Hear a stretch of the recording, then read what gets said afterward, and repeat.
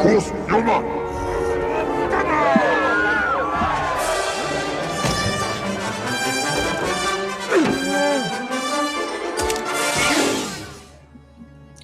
On the last two episodes, we've covered A New Hope and The Empire Strikes Back.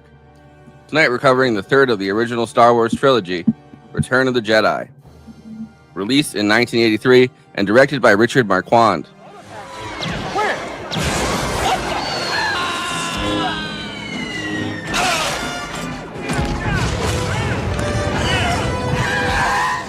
Written by George Lucas and Lawrence Kazdan, who between Empire and Return of the Jedi had worked on Raiders of the Lost Ark together, and produced by Howard Kazanesian, who had produced Raiders. The third and final film of the original trilogy stars once again Mark Hamill as Luke Skywalker, Harrison Ford as Han Solo, Carrie Fisher as Princess Leia, Billy D. Williams as Lando, Peter Mayhew, Anthony Daniels, Kenny Baker, Frank Oz, David Prowse and James Earl Jones as Vader, and Sebastian Shaw as the unmasked Vader, Ian D. McDiarmid as the Emperor, who would go on to play the younger Emperor Palpatine. Luke gets his hand cut off, finds out Vader's his father, hand gets frozen, taken away by Boba Fett. It ends on such a down note. I mean, that's what life is, a series of down endings. When Empire left off, Han had been frozen in Carbonite and taken to Jabba the Hutt. But the rest of the gang, Luke now missing a hand, Leia, Lando, and Chewie, were in the Millennium Falcon. As Vader kept up the search for his son, who had escaped again, and Luke must go back to Yoda to complete his training. Unfortunate that you rushed to face him. That incomplete was your training. That not ready for the burden were you. One of the big questions in making this film was whether Han Solo would return, which is a bit of an irony since we talked about last week. Han is always trying to leave in these movies, and Harrison Ford was always trying to get out of his contract at the end of it. Richard Marquand, who directed the film, and Harrison Ford wanted Han Solo to die. George Lucas and Kazdan couldn't decide exactly what they wanted to happen. In one version, the movie ends with the rebellion basically destroyed, Leia struggling with her duties, Luke wandering off, a more downcast ending. Luke would have been like Clint Eastwood, Kazdan said, embittered and alone, like in the spaghetti western. Another ending, never written, has Luke putting on Vader's mask and becoming a Sith like his father.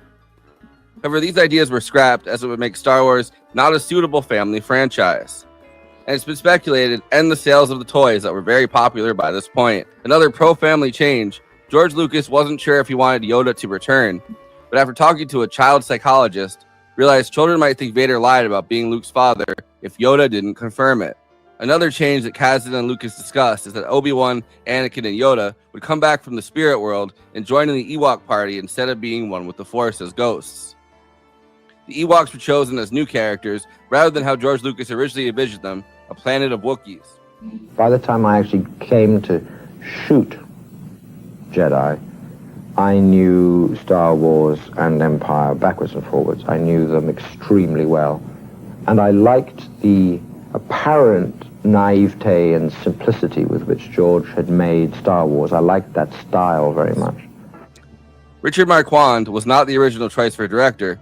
George Lucas wanted David Lynch, who had just directed The Elephant Man, or David Cronenberg, who said he liked directing only his own scripts. Since Marquand, a Welsh director, had not worked much with special effects, George Lucas hung around set quite a bit as a quietly supervising presence, his liaison between Industrial Light and Magic and Marquand, which Marquand called trying to direct King Lear while Shakespeare watched. And it's a pretty incredible use of Industrial Light and Magic's powers, with the longest battle scenes in the original trilogy. Yet Marquand and the crew managed to film it faster than Empire by 6 weeks and kept to a very tight schedule, at this time a tight budget of $32.5 million. Part of the budget saving was that Lucas used Industrial Light and Magic rather than someone else's special effects company. In the first film, we had maybe 20 colors to paint with, and this time we've had 40 colors to paint with. Well, it doesn't mean it's going to be a better painting. Special effects are just a tool, a means of telling a story. People have a tendency to confuse them as an end to themselves. A special effect without a story is a pretty boring thing. They used Death Valley for a lot of their pickup shots and would spring into action for 20 hours a day, 6 days a week to get 900 special effects shots by the end of their shoot. A lot of the non-special effects shooting was done at Elstree again, which thankfully had not burned down in a second fire. Marquand compared his relationship with George Lucas to an orchestra conductor and a composer. One interesting thing about filming was that Richard Marquand would mostly use Steadicam and stationary static cameras rather than moving the camera with the action. The Steadicam shots occur when Leia and Luke are riding together on the speeder. Keep on that one. I'll take these two.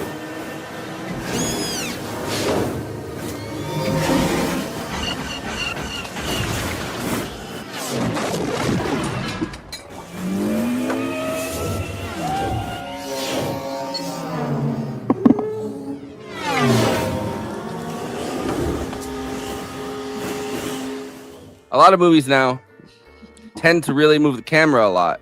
Marquand felt like even at the time, tracking shots and crane shots lead to the camera being moved way too much. George Lucas said he chose Richard Marquand for how he worked with actors. However, he would clash with Anthony Daniels, who he said did not feel like acting as a robot. Industrial Light and Magic did reject 100,000 feet of film with film perforations, which delayed things a bit. So we developed a whole new way of putting together a sound room in a theater with different kind of baffling, with different kind of crossover systems. Tom Holman, who was in charge of the project, developed a whole different way of looking at the sound in a theater. And so when we finished that theater, we had people from the sound studios in Los Angeles come up and we showed it off, and they all said, well, we want one like this. So then we started building sound theaters for everybody in Los Angeles, and then we came to the conclusion that wouldn't it be great if we could get theaters in that the public goes and sees a movie and to sound this good. After the production shoot during screenings, George Lucas was dismayed to find out he couldn't really hear the special effects mix, which led to Lucas founding THX, the cinema audio company that would act as a quality assurance system at all theaters who wanted to play one of George Lucas's movies.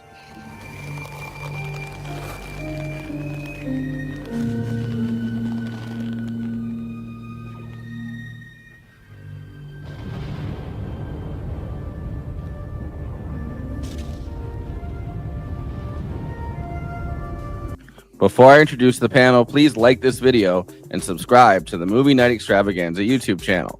Then hit that bell to get notified whenever we're streaming.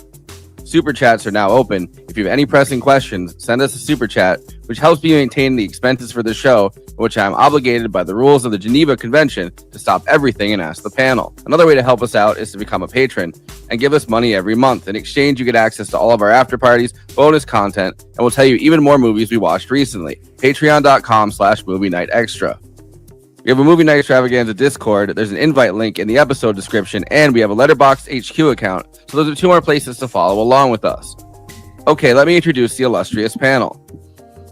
We are live right now on This Space. If you aren't following them, join This Space TV on YouTube. Link below.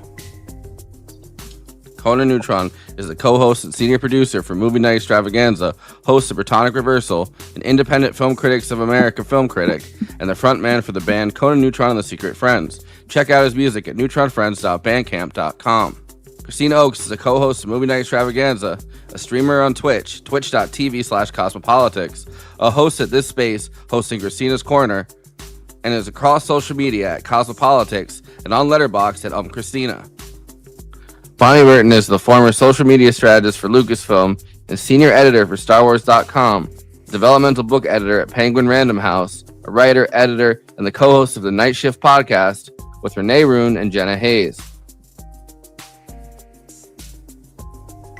I, of course, am your host, Forrest Miller.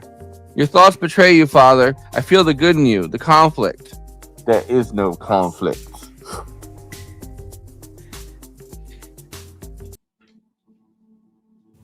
I got my own little There Ewok, you go. and he refuses to be on camera. She's just staring at me like this. Watch out for those guerrilla tactics then. Bonnie, welcome back. It's been a hot minute. It's good to see you. Yeah. Well, I mean, thanks for having me to talk about Star Wars yet again. Can't escape it, but that's okay. No. I feel honored. It's weird because like I worked for Lucasfilm for a decade during what I like to call the prequel apology era, when that would have been What? prequel apology era. So here's Never heard of the those. thing. She's talking about Rogue One. No. Ah, I'm talking about year 2002, way back to 2012, 13. That's when I left Lucasfilm, right before the Disney takeover. And, if you know me, you know that I love all Star Wars. So I am a big fan of Star Wars Holiday Special. And I'm in a documentary You're in the called doc. A Disturbance in the Force, which we is might have about mentioned that a few times. yeah, and you should definitely check it out. I think it's streaming somewhere.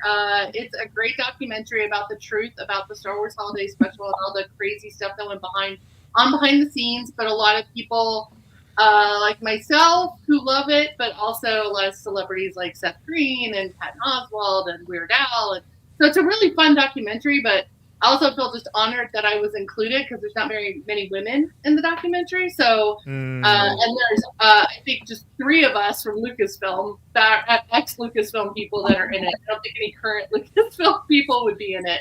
But it's a great documentary about what took place in that historic Star Wars Holiday Special, because people didn't know what was going to happen after Star Wars, and we were just starved for anything Star Wars. And I think Return of the Jedi is a good example of what people really wanted the Star Wars machine to keep going, but what they got was something very different than Empire Strikes Back. It was not as dark, and I think it's dark in certain areas, and we'll discuss that for sure, because there's areas where I'm like, okay, there's not cannibalism, but they're going to eat humans in this if they were not stopped by a certain robot. But also the Ewoks are absolutely carnivores, and they absolutely eat intruders, and that is not even like in question. I still call Hot Pockets Han Pockets, because him being like over the fire, they weren't warming him. That wasn't their idea of a heater. That was their microwave. They were going to eat him if that hadn't been stopped, because Ewoks do eat humans. It's well documented throughout the books, the comics. There's hints throughout. Like they're not these cute little teddy bear creatures. They're adorable, but they eat humans. So the fact they got the big cauldron. And that's like anybody with a German grandma, those are like the old stories. Like the witch puts you in the cauldron, and then that is a little like it's a little I would say definitely, like, if you meet anything in the forest with a spear and that looks cuddly, just know that they could be looking you over for food. So, but I love this movie. It was one of my favorites. I remember seeing it in the theater when it came out as a kid. I saw it in a drive-in theater. I saw it in a regular theater. I lived in an era where movies stayed in theaters for years. So this was before movies were kind of shoved out. So you could, as a kid in the 80s, late 70s, early 80s, you could watch your favorite film in your favorite movie theater for like a couple of years. And at the drive-in, you would be there for like 5 or even more so. This was actually the first movie I ever saw in a theater. It was backed up by people that were there and were not 6 years old, and which is crazy to think about, because I didn't know the first 2, but they're like, whatever, you don't need to know it. And then so I went back and saw Empire and New Hope later. But this is the first one I ever saw. And I do remember that be like, oh, the Ewoks are kid stuff. Oh, it's just to sell toys, blah, blah, blah, this and that. Yeah. And there was a lot of discourse back and forth that's been replaced by much more interminable Star Wars discourse, of course, that really was like, oh, Jedi sucks because of the Ewoks. Ewoks are great. The Ewoks are the Viet Cong. The Ewoks are like Native Americans. The Ewoks are badasses. The Ewoks have no resources and are taking out ATSTs with like logs and slingshots. Yeah. Well, they are based on a Native American tribe called the Miwoks, or Miwoks, I think. That's an actual Native American tribe, and their language is partly Tibetan. It's from a Tibetan language, and I learned that from Daishin. She's Daishin, I always say her name wrong. I was in the guild with her. She was in Severance. She plays the wife. And Firefly too. She was in Firefly Dollhouse. She's been in all those. Altered Carbon. She's been in a ton of stuff. And also the Marvel Universe. But she's one of those actresses that was so nice to me. We're in the green room, which was just a hotel room off to the side when we're shooting The Guild, which is Felicia Day's show that she did. Yeah. And I was in a couple of scenes with her, and we had a lot of off time, and I was still working at Lucasfilm at the time. And I brought like a couple of issues of the Star Wars craft book just to give to people that I knew that were going to be there. And she got really excited. And she's like, "Oh, did you know the Ewok language is based on the Tibetan language, which is my language?" And I'm like, "Oh, I didn't know." Like I knew that, but didn't know that. And she went in pure Ewokese. Like she talked. I've never seen anyone. First, anyone so stunning speaking Ewokese, but also the dialect was perfect. I'm like, are you kidding me? So like I love that when I am around people that love Star Wars and I bring up Return of the Jedi or Ewoks, there's a lot more love in the world for Ewoks than there were, I would say, probably 15 or 20 years ago. Like I would say now they have their own like lore. They have I see so many more cosplayers as Ewoks. You know, obviously children. But I just did want to bring this up before we start talking. There was also this, which was the Ewok Yubna murder party. And see all the celebrities? They all reenacted the lost script of Return of the Jedi. Jack Quaid? That sure is. And John Cryer played C-3PO. Jack Quaid was Han Of course he did. Wait. Mr. Krabs. They're all very famous people. Lorraine Newman was doing some of the droid voices and rebel voices. Tal Lubin was playing, they had a Fonzie the bear puppet playing Chewbacca. That's so good. I think her name's Mimi, the actress that's in Shrink with Harrison Ford himself. She played Leia. There she is. She played Leia. But Jack Quaid, I'm just going to tell you right now, I'm a big fan of Jack Quaid, and him as Han Solo.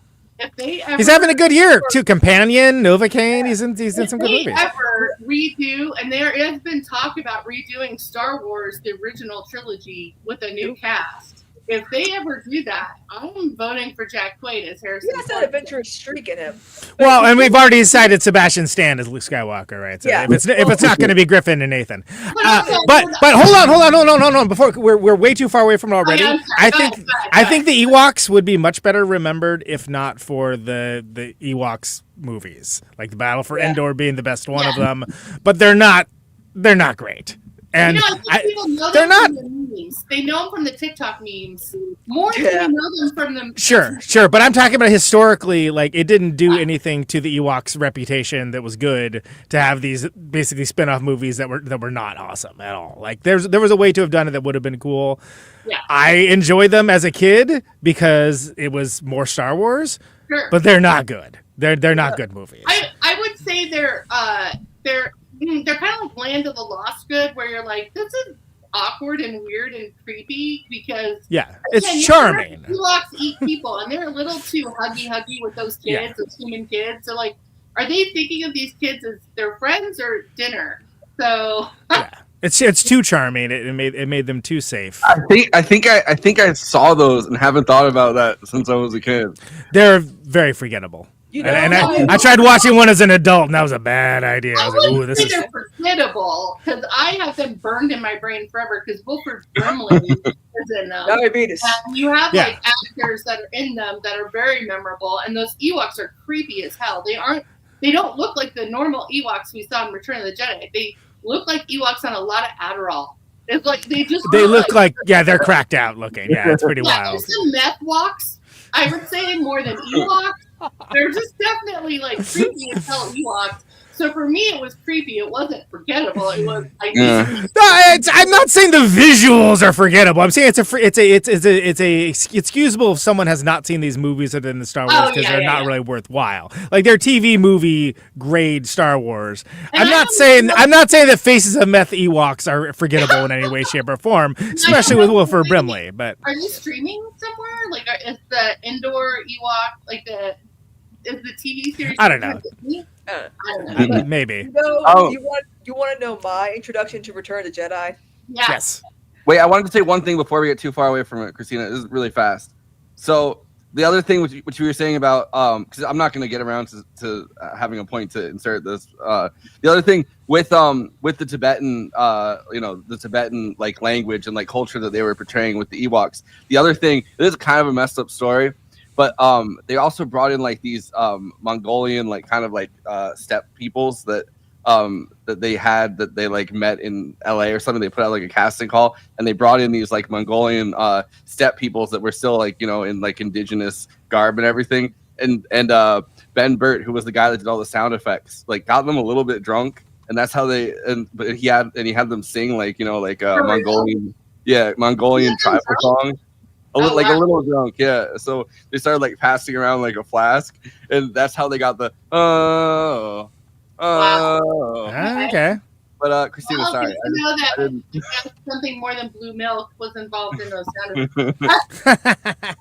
So my introduction to Return of Jedi, actually, I mean, I barely familiar with the prequels because of, you know, Burger King toys and all that, but I love the 80s.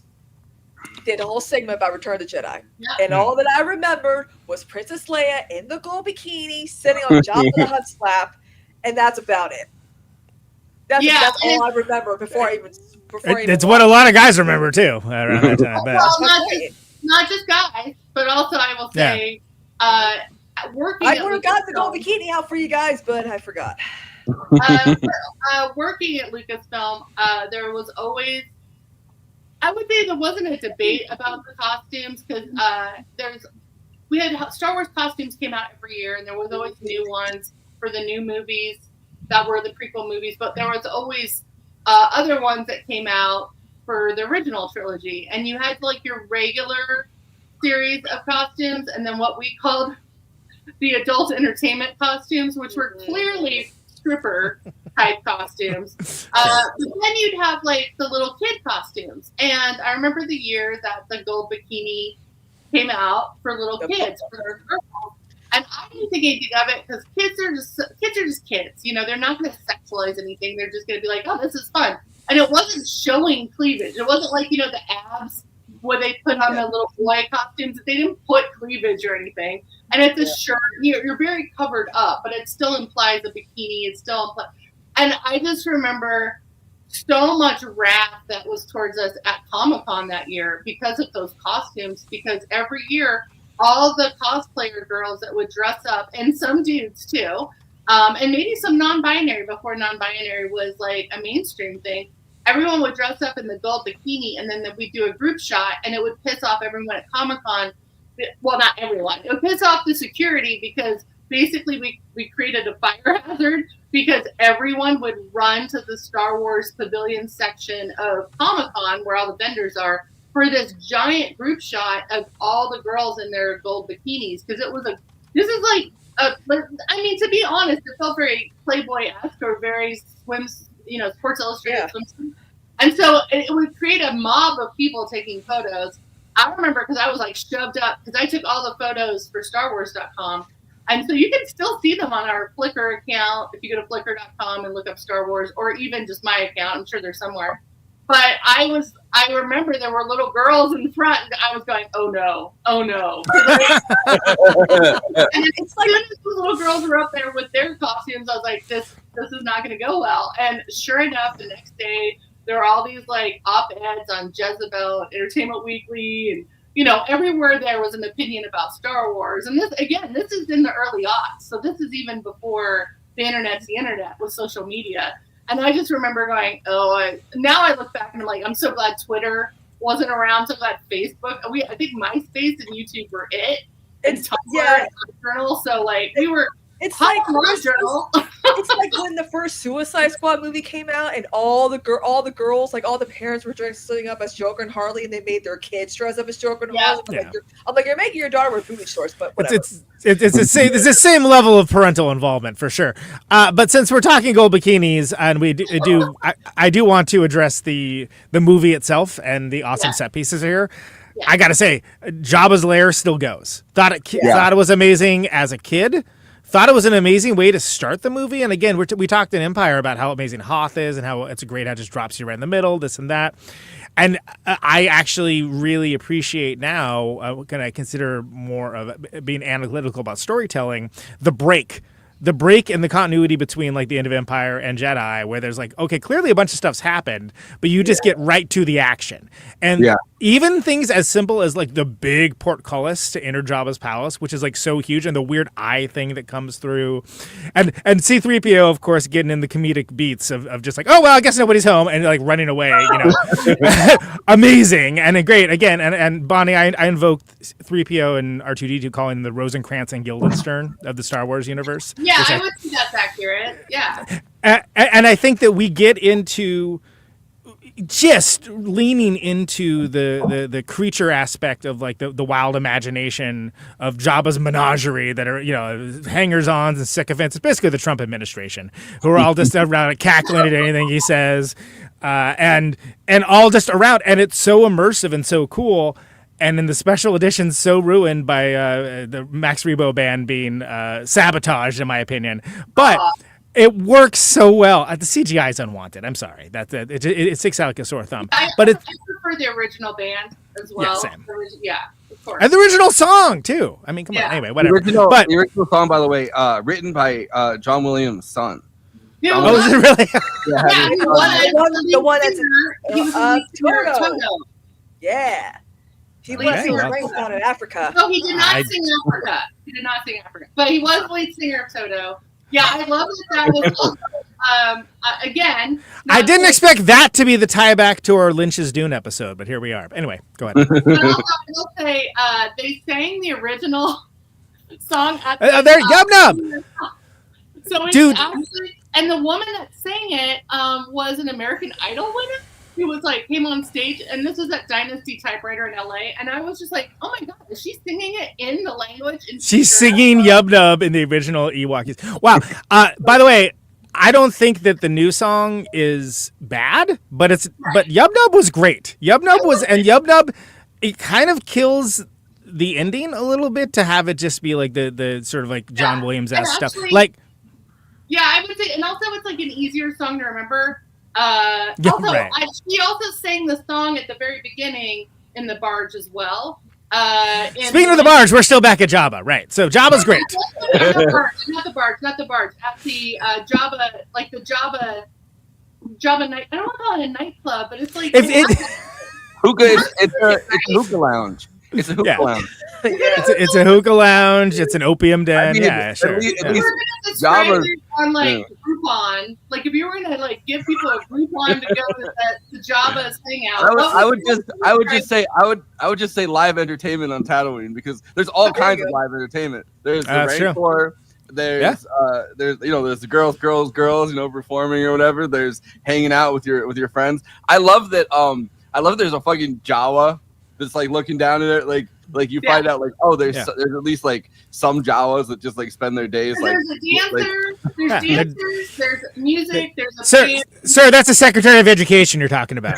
But also, and then there's how many nightclubs do you go to where there's a trap door? Yeah, to a Rancor pit. Like that's the like next level entertainment. I almost feel like that's. And it's all practical effects too, and all works so well because of that. Studio 54 or the Limelight had some sort of Rancor pit option for bad dancers. Or I'm in. I would have been like, yeah, let's do this. This is a great idea for every nightclub if someone's annoying. Shoot, you better tip well. Yeah, instead of bouncers or instead of guys that are like being waitresses, just Rancor pit them. That's a trap door. Well, and what I was driving at by taking us down this incredibly weird cul-de-sac is that it's a very immersive practical effects celebration, pretty much. I mean, because you have things up to and including like the little like I'm sure there's a name for him. I don't know what it is off the top of my head. The little like Muppet looking dude that's just like talking trash and laughing at stuff. You know, like that guy's great. Salacious Crumb is like such a like oddball Muppet. Like to me, it looks like he should be in Labyrinth or something, right? I mean, but that's a meth puppet, 100%. But total faces of meth puppet for sure. But then you have things that are so good, like you have his Jabba's major domo, like that has his own language as well, and like you're immediately put into like, okay, this guy's like the crime boss of crime bosses, and these are all his like that. And this is all all of his henchmen and lackeys and so on and so on, and you get it immediately. You don't have to have someone explain it to you or anything along those lines. And also this, you have to remember too that kind of like the backstory of Lucas is, he's friends with Coppola. There's The Godfather, and that's Coppola's big movie, and obviously the Star Wars trilogy was George Lucas's big thing, but they're friends. So I always wondered, and I remember, I think I asked George once if Jabba was based on The Godfather, and he just smiled and didn't say anything, and I always took that to mean yes, because he just never no. But I think it was just so fun that you have like this big gangster, almost like a Marlon Brando kind of character. Oh, 100%, yeah. And also, moving forward, before Disney bought Lucasfilm and we did the Clone Wars originally, I think, was supposed to be about Jabba, and we were going to do Jabba, but the Sopranos. So we're going to do a Sopranos type TV show, but it was all Star Wars, and they wanted to do it as an adult show. I know that they wanted a live action, and it was going to be for adults, and it was going to be on like HBO or Showtime. George really, really wanted that. I remember many meetings we talked about it, but it just never came to fruition. So he just sort of snuck Jabba in and snuck in a lot of like Godfather type stuff into the Clone Wars TV series. Yeah. So as you watch it now with that mindset, you're like, oh yeah, that is, especially in the movie, the original Clone Wars movie that was basically jump starting the series. That's not really the thing that a lot of fans love that show. But when you think about the kidnapping and you think about what happens with Jabba in that, it very much is like a mafia thing. And then in the series, you see his cousin, who's very Truman Capote. A different Hut. Yes, absolutely. Yeah. Well, and that's great. We could do a whole show just on Clone Wars for sure. But can I just say, Jabba the Hutt, one of the most iconic laughs in cinema. Right? How good is that? And it's so everything you need to know about the character, right? What makes him laugh? You need to know what he's saying because doesn't matter. The context of the other people around him talking with him. You see what he's talking about. Han knows what he's talking about. But it is interesting because he does take prisoners. At first you think he doesn't take prisoners. The fact that he's okay with Han being in Carbonite. Like, well, if I don't get Han to do what I want, then at least I'm going to have him as a trophy on my wall, as a warning to everybody else, hey, don't screw with me, or you also will end up as a Carbonite on the wall. You'll be a wall hanging. And I really enjoyed that idea. And as a kid, I don't think it really processed with me because I was like, but he's still alive. He's not dead. He's still in there somewhere. And I just kept thinking, well, wait a minute. As an adult, they did say, well, you haven't really tested this enough. Yeah. We don't know if he's going to be alive or not. We think maybe. So I really love that idea that they were like testing a new technology on Han.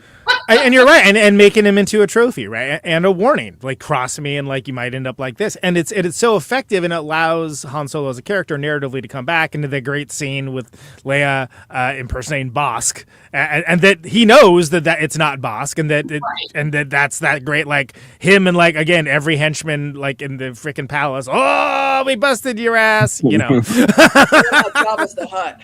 But like I also get I get put into the Han mindset, and I just imagine waking up. You wake up from like the Carbonite thing. You're cold and you're blind, and the first thing you hear is like, and then and someone's like holding you, and you're like, who the fuck is this? So he's freaking out. And he's like, hello. Who is this? And then before Leia's finally like someone who loves you. I'm like, that's kind of mean to like. Keep your helmet on. With Han, and if you know Han's backstory, he had a lot of girlfriends, so it could have been anyone at that point. So I think the only thing that calmed him down is when Chewbacca touched him, because then he was like, "Oh, I feel fur." So of course, I know that. Yeah, this is one Wookiee, because at this point, there's not a lot of Wookiees around. So you would think, okay, so at least he knows that. But yeah, someone who loves you, I always thought that was kind of rude. I also wondered if screwing with them too because of the I think she's they have that like antagonistic relationship, so it makes sense that she's kind of messing with him. But I'm just imagining like how terrifying that would be. But also You imagine like the fur touches on, and he's like, "Oh, this is either Chewbacca or like that Greek girl I dated." I don't know. Right, like, he's going through the list, his Tinder list of like, who is this again? Because and I don't know what his memory is like. He probably doesn't know how long time has lapsed. Like, how would you know? Like, what time? What right. Happen? Like, it's been a while. So yeah, I would be freaked out for sure. And narratively also, I think it makes so much sense. You're saying like that you don't even really need even though C-3PO is explicitly acting as a translator, right? Yeah. You don't hear everything he says be translated, and that works so well. In the same way that R2-D2 is sitting around talking that trash, and C-3PO just reacting to it and not translating it is great and hilarious, and ends up being in a situation where it means something entirely different when you're an adult than when you're a kid, and it allows more depth to those characters. There's only 2 or 3 people who actually know what R2's saying at all times, and that's Luke, and that's C-3PO. Yep, and everyone else is just like, maybe Obi-Wan. I feel like I don't know if Obi-Wan ever really figured out what he was saying.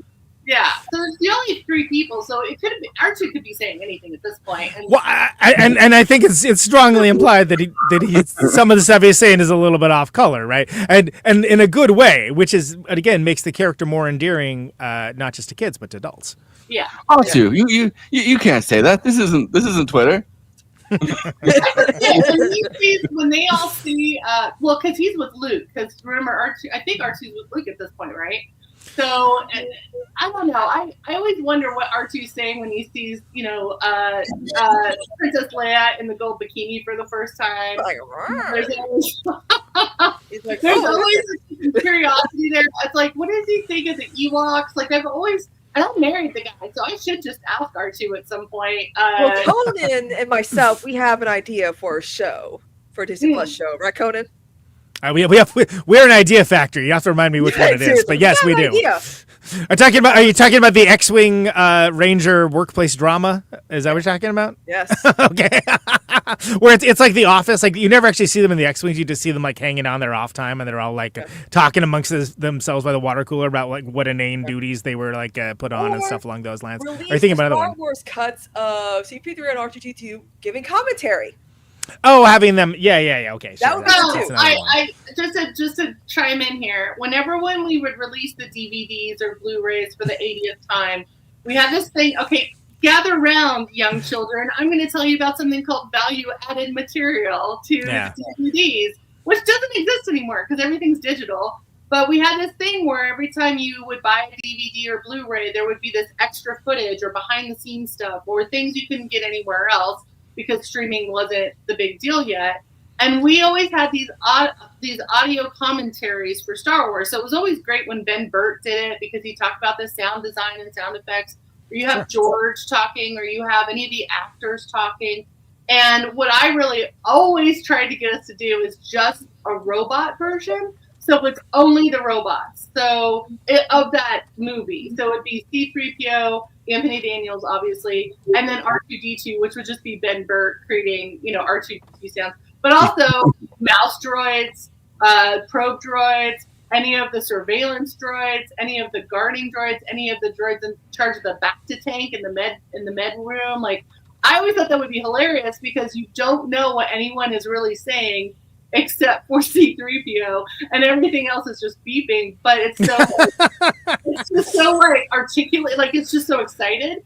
And I thought that would be hilarious. And of course, that's such a weird thing to suggest. It's pretty high concept, right? Yeah. Well, we were going to do it on Hyperspace, which was our online fan club where you can get online things like the webcam on the movie set and things like that. Yeah. So I thought it would be funny. And this was before Robot Chicken did it. So when Robot Chicken did their little commentary thing of it, I thought, oh wait, we tried to do that, but it was too weird a suggestion. I was always the one at Lucasfilm that offered weird suggestions that did not fly. So I was always like, let's just do an Ewok version. What's all in this? Or let's do it all in Huttese. It's an Ewok, a big one. Yeah, I was gonna say, I think we got an Ewok on cast right now.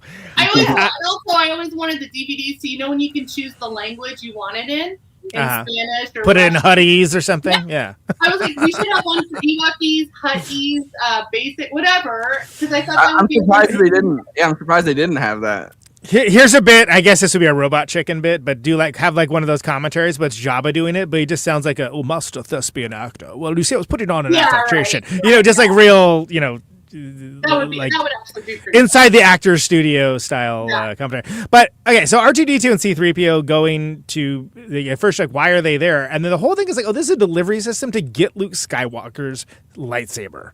Yeah. And it's so cool, and it made so many people like myself ruin their R2D2 figure with the periscope because look, it's the lightsaber. We're gonna reenact that scene. I totally ruined at least 3 of those R2D2s. I think it pretty good. Yeah. But to be fair, it did extend out and it did kind of look like a lightsaber. So it was like one of those things where it's not too much of a stretch. But you get that the great scenes on the skiff with the we haven't even mentioned the Rancor, which, by the way, another triumph of practical effects. And by the way, the Rancor Keeper is so sad. It's like, oh, that's his buddy. It always made me sad because I have a dog. I have dogs. Yeah, it's his pet. And if you had a pet, he does, and there is a great Robot Chicken sketch about it. But if you had like a pet that you took care of, and it was your job to get it fed, and you really had feelings for it, and you just seem sad at the end, it's just like, it's not a horrific monster. That's his buddy. I know. It's not just him. He has like his pal, or I don't know if it's his pal or his like partner or something, but he rushes in and there's the other guy with him, with the Rancor Keeper, that's like comforting him, like, I know how much this Rancor meant to you.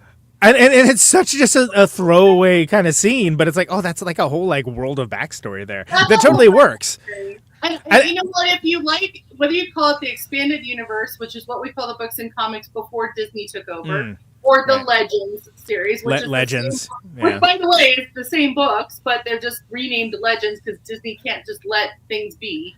There are books and comics that go in depth about that Rancor and its handler, and you can learn a lot more about his backstory. That's why I love Star Wars. Is all the stuff in the movies. There's plenty of stuff you can go then and look up books and comics that talk about these side characters. But I always felt bad for the Rancor. I was just like, absolutely.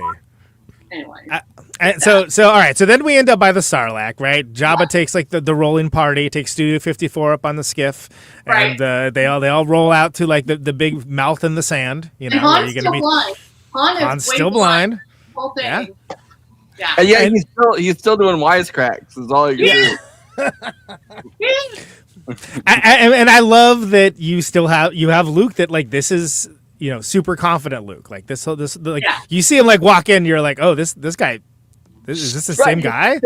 Yeah, he's like, it's like he's a Jedi Knight now. He's got the swag, he's got a plan. Listen, you're in high school, right? You're in high school, you're sitting there and you're like, oh, I want to leave this place so badly. You go off to college, you come back from college, you know more stuff, right? Right. I don't even think it's college.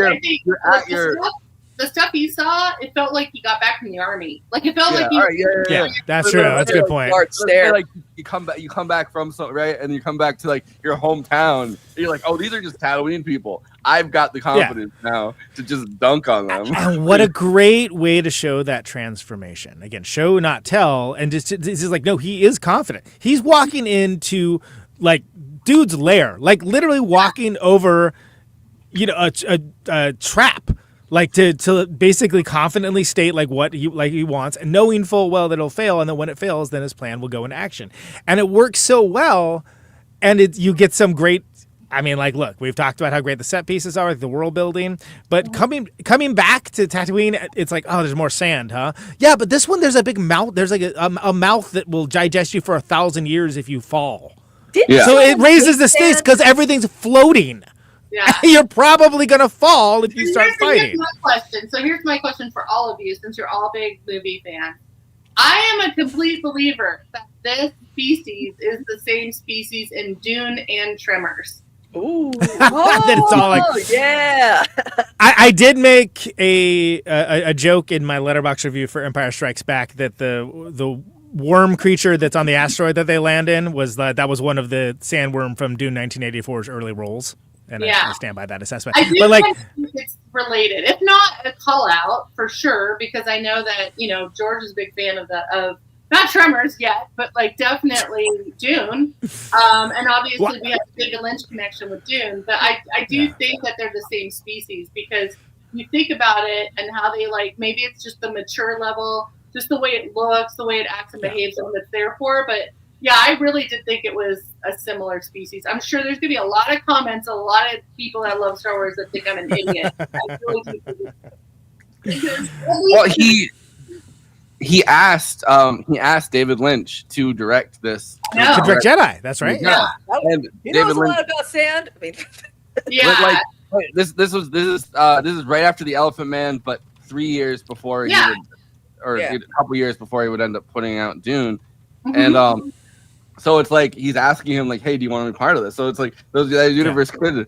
And it's great if you want to know the full story, because I'm a huge David Lynch fan. And if you want to know the full story on YouTube, there's an animated discussion with David Lynch's voice telling the story, because they met at Bob's Big Boy, which they tried to meet at Bob's Big Boy, and then he had to go to Skywalker, and he was like, I don't know what's going on. Like, he was so overwhelmed. I think David Lynch was overwhelmed by the whole asking of him to do this movie, that he felt too much pressure, because Elephant Man, you know, you may not know this, but Mel Brooks was the guy that made sure. Oh, we definitely know. We bring it up all the time. Yeah. Yeah. And like, he wasn't like the David Lynch we know that had all these great movies. Like, he was still at the beginning of his career, and I think Star Wars was such a daunting thing. But also, when you find out what happened to the real director of this movie, where he was basically barely allowed to do anything because George was there the whole time, kind of like hovering and saying, "Don't do this, don't do that, don't do this."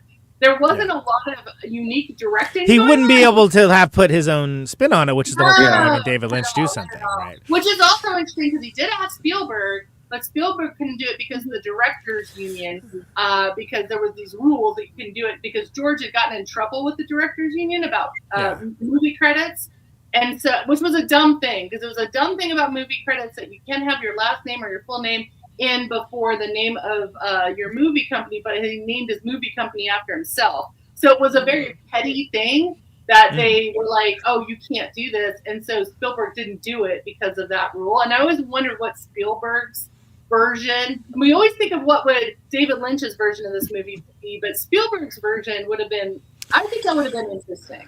For sure. And by the way, it looks like Christina's hanging out with Tebow from Wicket's tribe back there.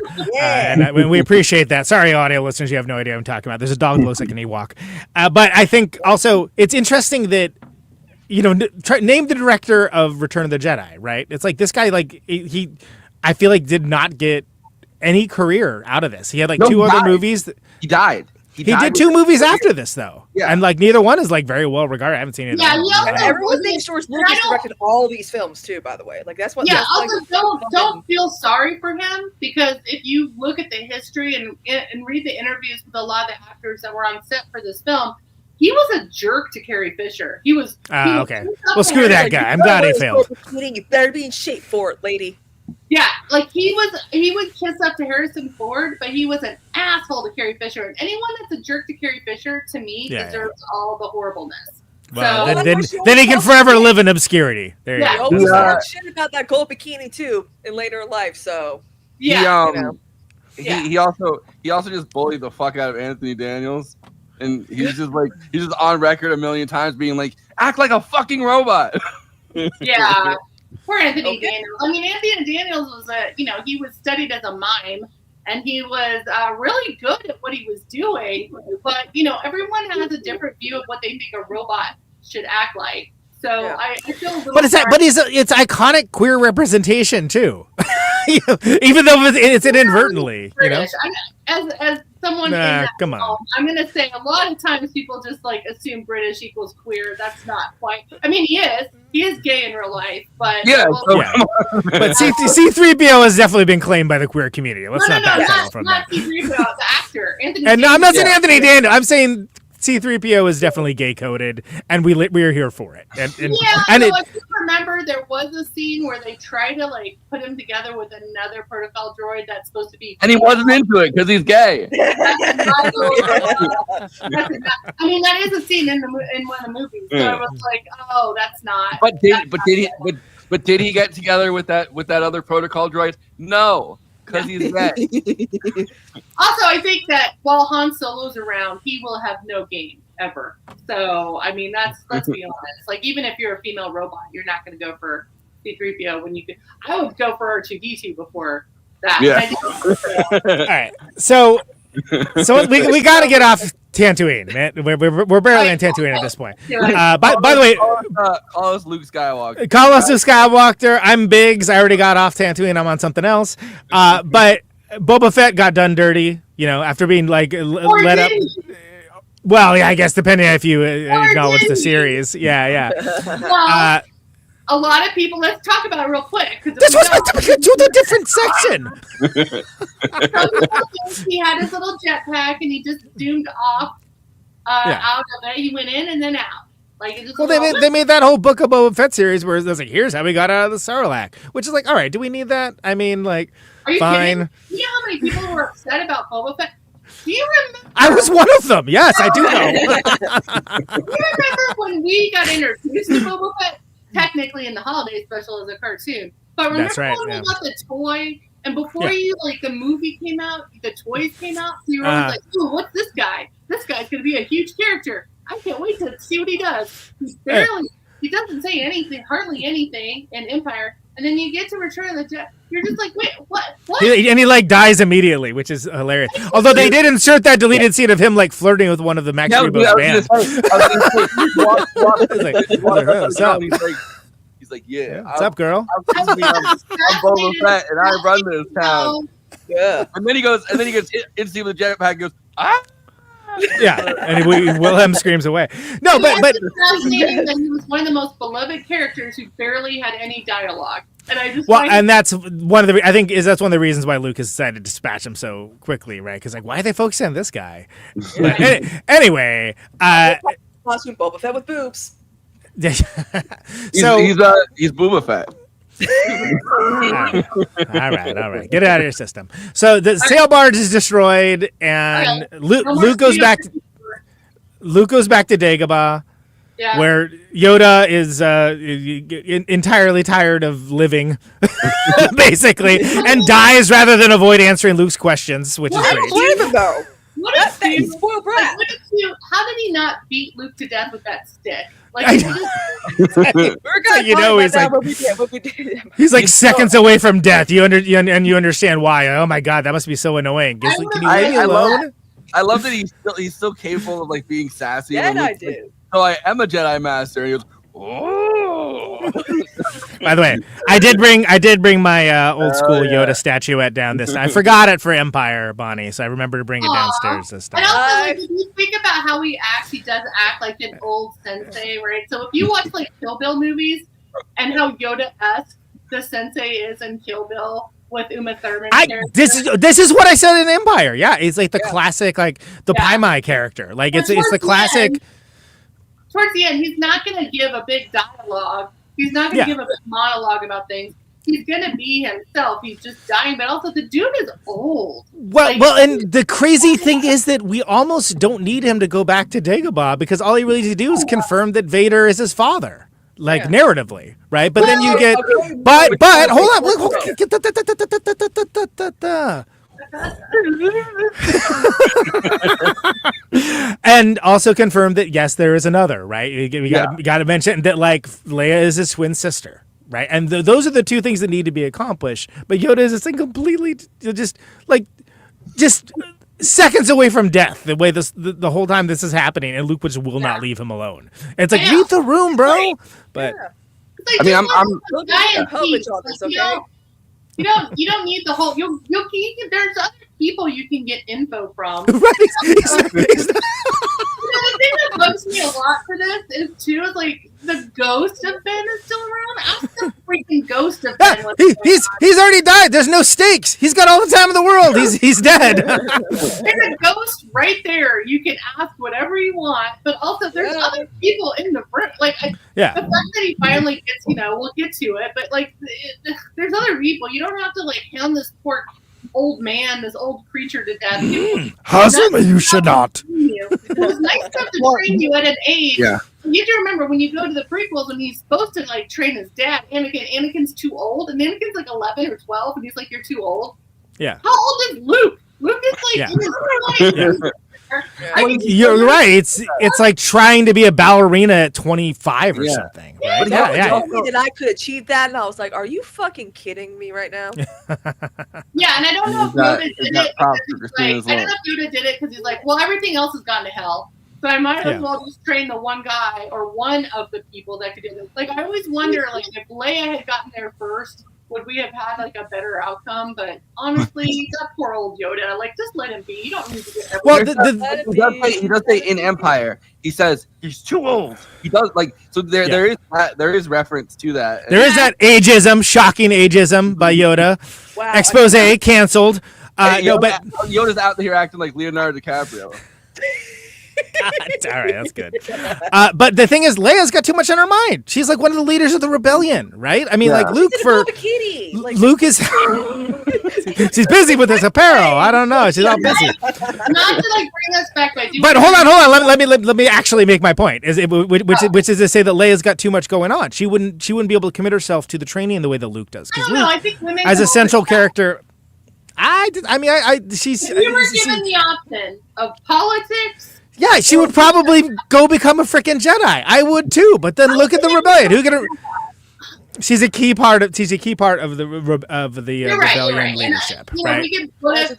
And it's a time commitment thing. But I do agree that that's a crazy sliding doors scenario. That's true. And I do want to say, just to back up slightly, as much as we want to sexualize that outfit that she wore with the gold bikini, she has changed to Jabba, and it's the biggest feminist move I've ever seen in my life in any movie of a woman that is attached to her captor uses the chain to strangle him, and she is not light. She's not a big woman. She's like a light. She's probably 120 pounds, like maybe at her heaviest. Yeah. How do you kill something like that with the chain you're attached to them with?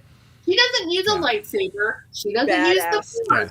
He doesn't have a gun. She literally chokes a creature 10 times her size. What's the thing? That is being like that. She is like basically she has been like a slave. Literally, we don't know what happened. Like I'm sure there's definitely some porn movies that show it, but the fact that she is within her own mind, she hasn't like lost sight of I need to get rid of this guy. I need to get away from him, and this is the only weapon I have. That's badass. So I did want to bring that up because we always talk about how the costume is, but she is the only character in this movie that didn't use the force or a fancy weapon to kill a huge guy. And not even a guy, a creature eat her in a second. A slug. And wait. A chain. Salt. Could have worked. If only. I bet you have to use a lot of salt. That's a lot of table salt. And I get what you're saying. You know Jabba doesn't allow that in the house. Come on. That's salt. Yeah, no salt. No salt. Pepper, anyway. Fine. Salt, no. Bring everything to the club, but the salt.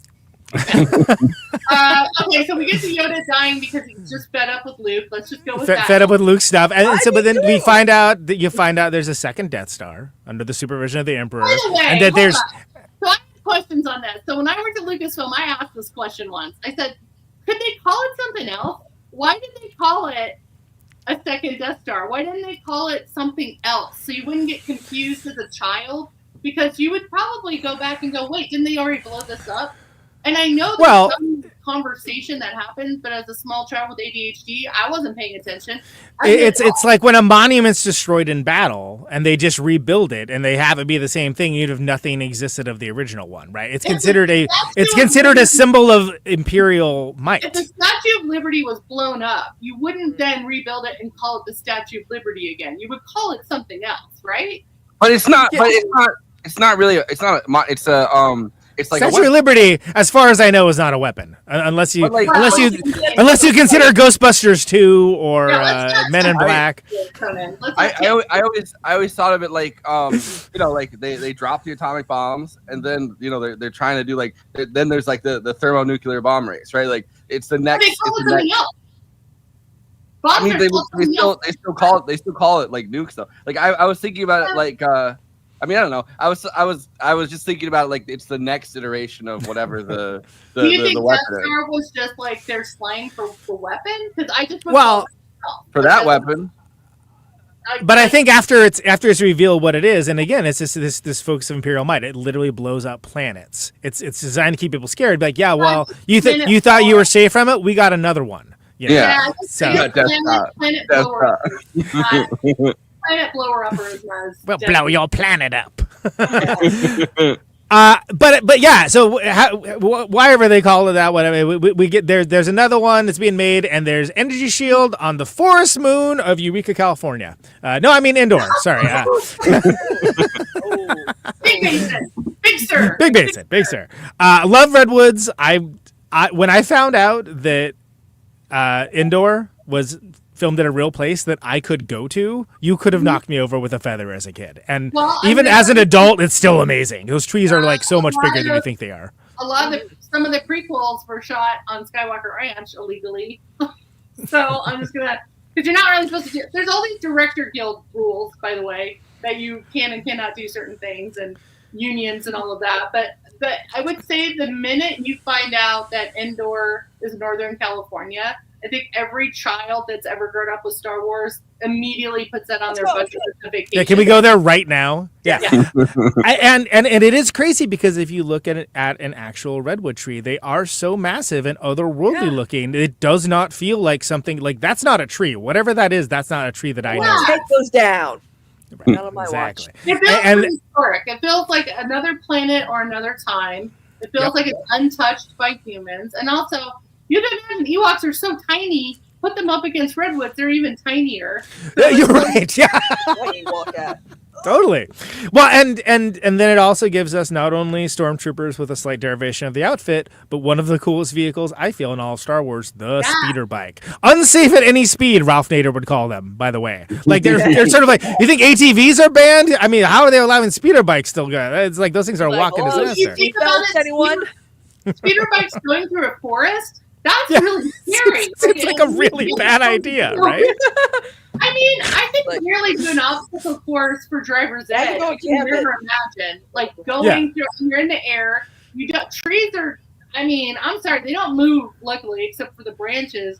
But speeding around in between trees and, of course, at high speed when people are shooting at you, that's crazy. Which is why it makes such an incredible action sequence. Every time there's like speeder bike fight, it's like, this is the coolest thing I have ever seen. Because the whole time you're like, oh my God, like what's happening? And then the idea that, again, it's not like our heroes are known speeder bike experts too. So there is some sort of like, I don't want to say lore, but there is some sort of theory that if you're strong with the Force, you can adapt to vehicles quickly, because that is something that all characters throughout the Star Wars saga who are strong with the Force, suddenly they know how to do land speeder driving, or suddenly they know how to do speeder bike, or suddenly they know how to do an X-Wing or whatever, or Y-Wing. It's like, that feels like a bunch of different like drivers' ed. Those are not the same controls on all of those things. And if you ever just hop on a motorcycle, it's not as easy as you think to just drive a motorcycle without ever having any kind of training whatsoever. It's not a bicycle.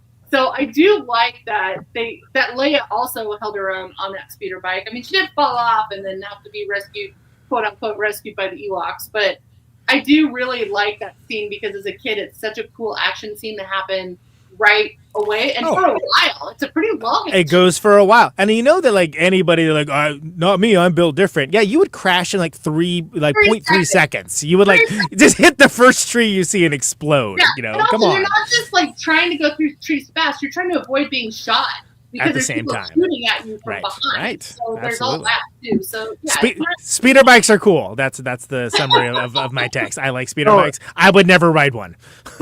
So there's the same. So cool, but then you're like, oh God, no, I would.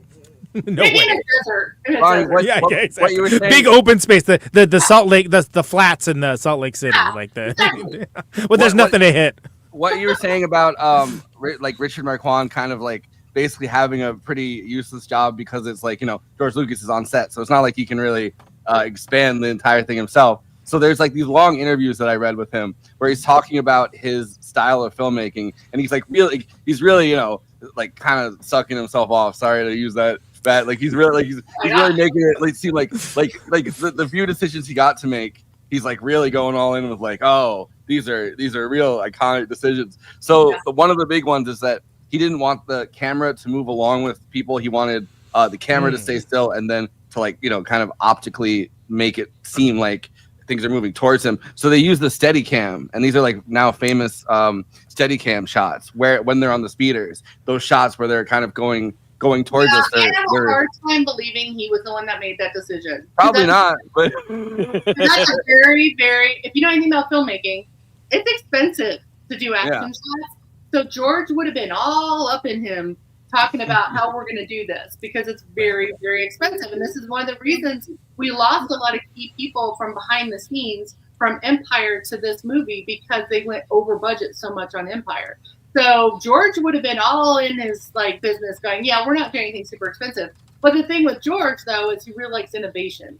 So he probably would have done new things and do this Steadicam and do this type of stuff. But also a lot of stuff is going to be changed in the editing. Maybe you won't. And also, like, we'll get into it about all the major things that happened in this movie that actually got changed in post that weren't actually shot the way that the director thought he was shooting it. And a lot of things got thrown in the trash. Like, George, like, threw a whole sequence into the dumpster and they had to start from the beginning because they didn't like what Richard was doing. Because this whole point of Richard doing this movie was so George could stay behind at Skywalker and build out Skywalker and, I guess, in some respects, save his marriage. But that wasn't going to happen. He's a workaholic that this was his baby. And so he basically, like, put all of his energy into his movies instead of his personal life. And I think that shows, like, how much of a workaholic and how dedicated he was to Star Wars. But he's not going to let this French director, he's not going to let this little guy, like, make these major decisions about budget action shots. So it's really funny. So his brother, like, I guess David Marquand, was like a backbencher labor member of parliament for like the longest time during this, and it's like, who has the more useless job, the guy that's like directing the movie, pretending to direct the movie so George Lucas can really direct it, or some guy that's a labor MP in like the 19th. Well, but it's crazy because they did actually make the Special Achievement Academy Award for visual effects to give it to the effects team, including Phil Tippett, by the way, for Jedi. Yeah. Oh no, the ILM team behind all of this are amazing. Like, if you go back and look at like all the stuff that ILM did, just with this shot, this action sequence alone is amazing. All the maquettes, all the backgrounds, all the like brand new visual things that no one was doing in films before. I do also want to bring up Matt Gilbert said it was the producer's fault on Empire. He couldn't say no to people.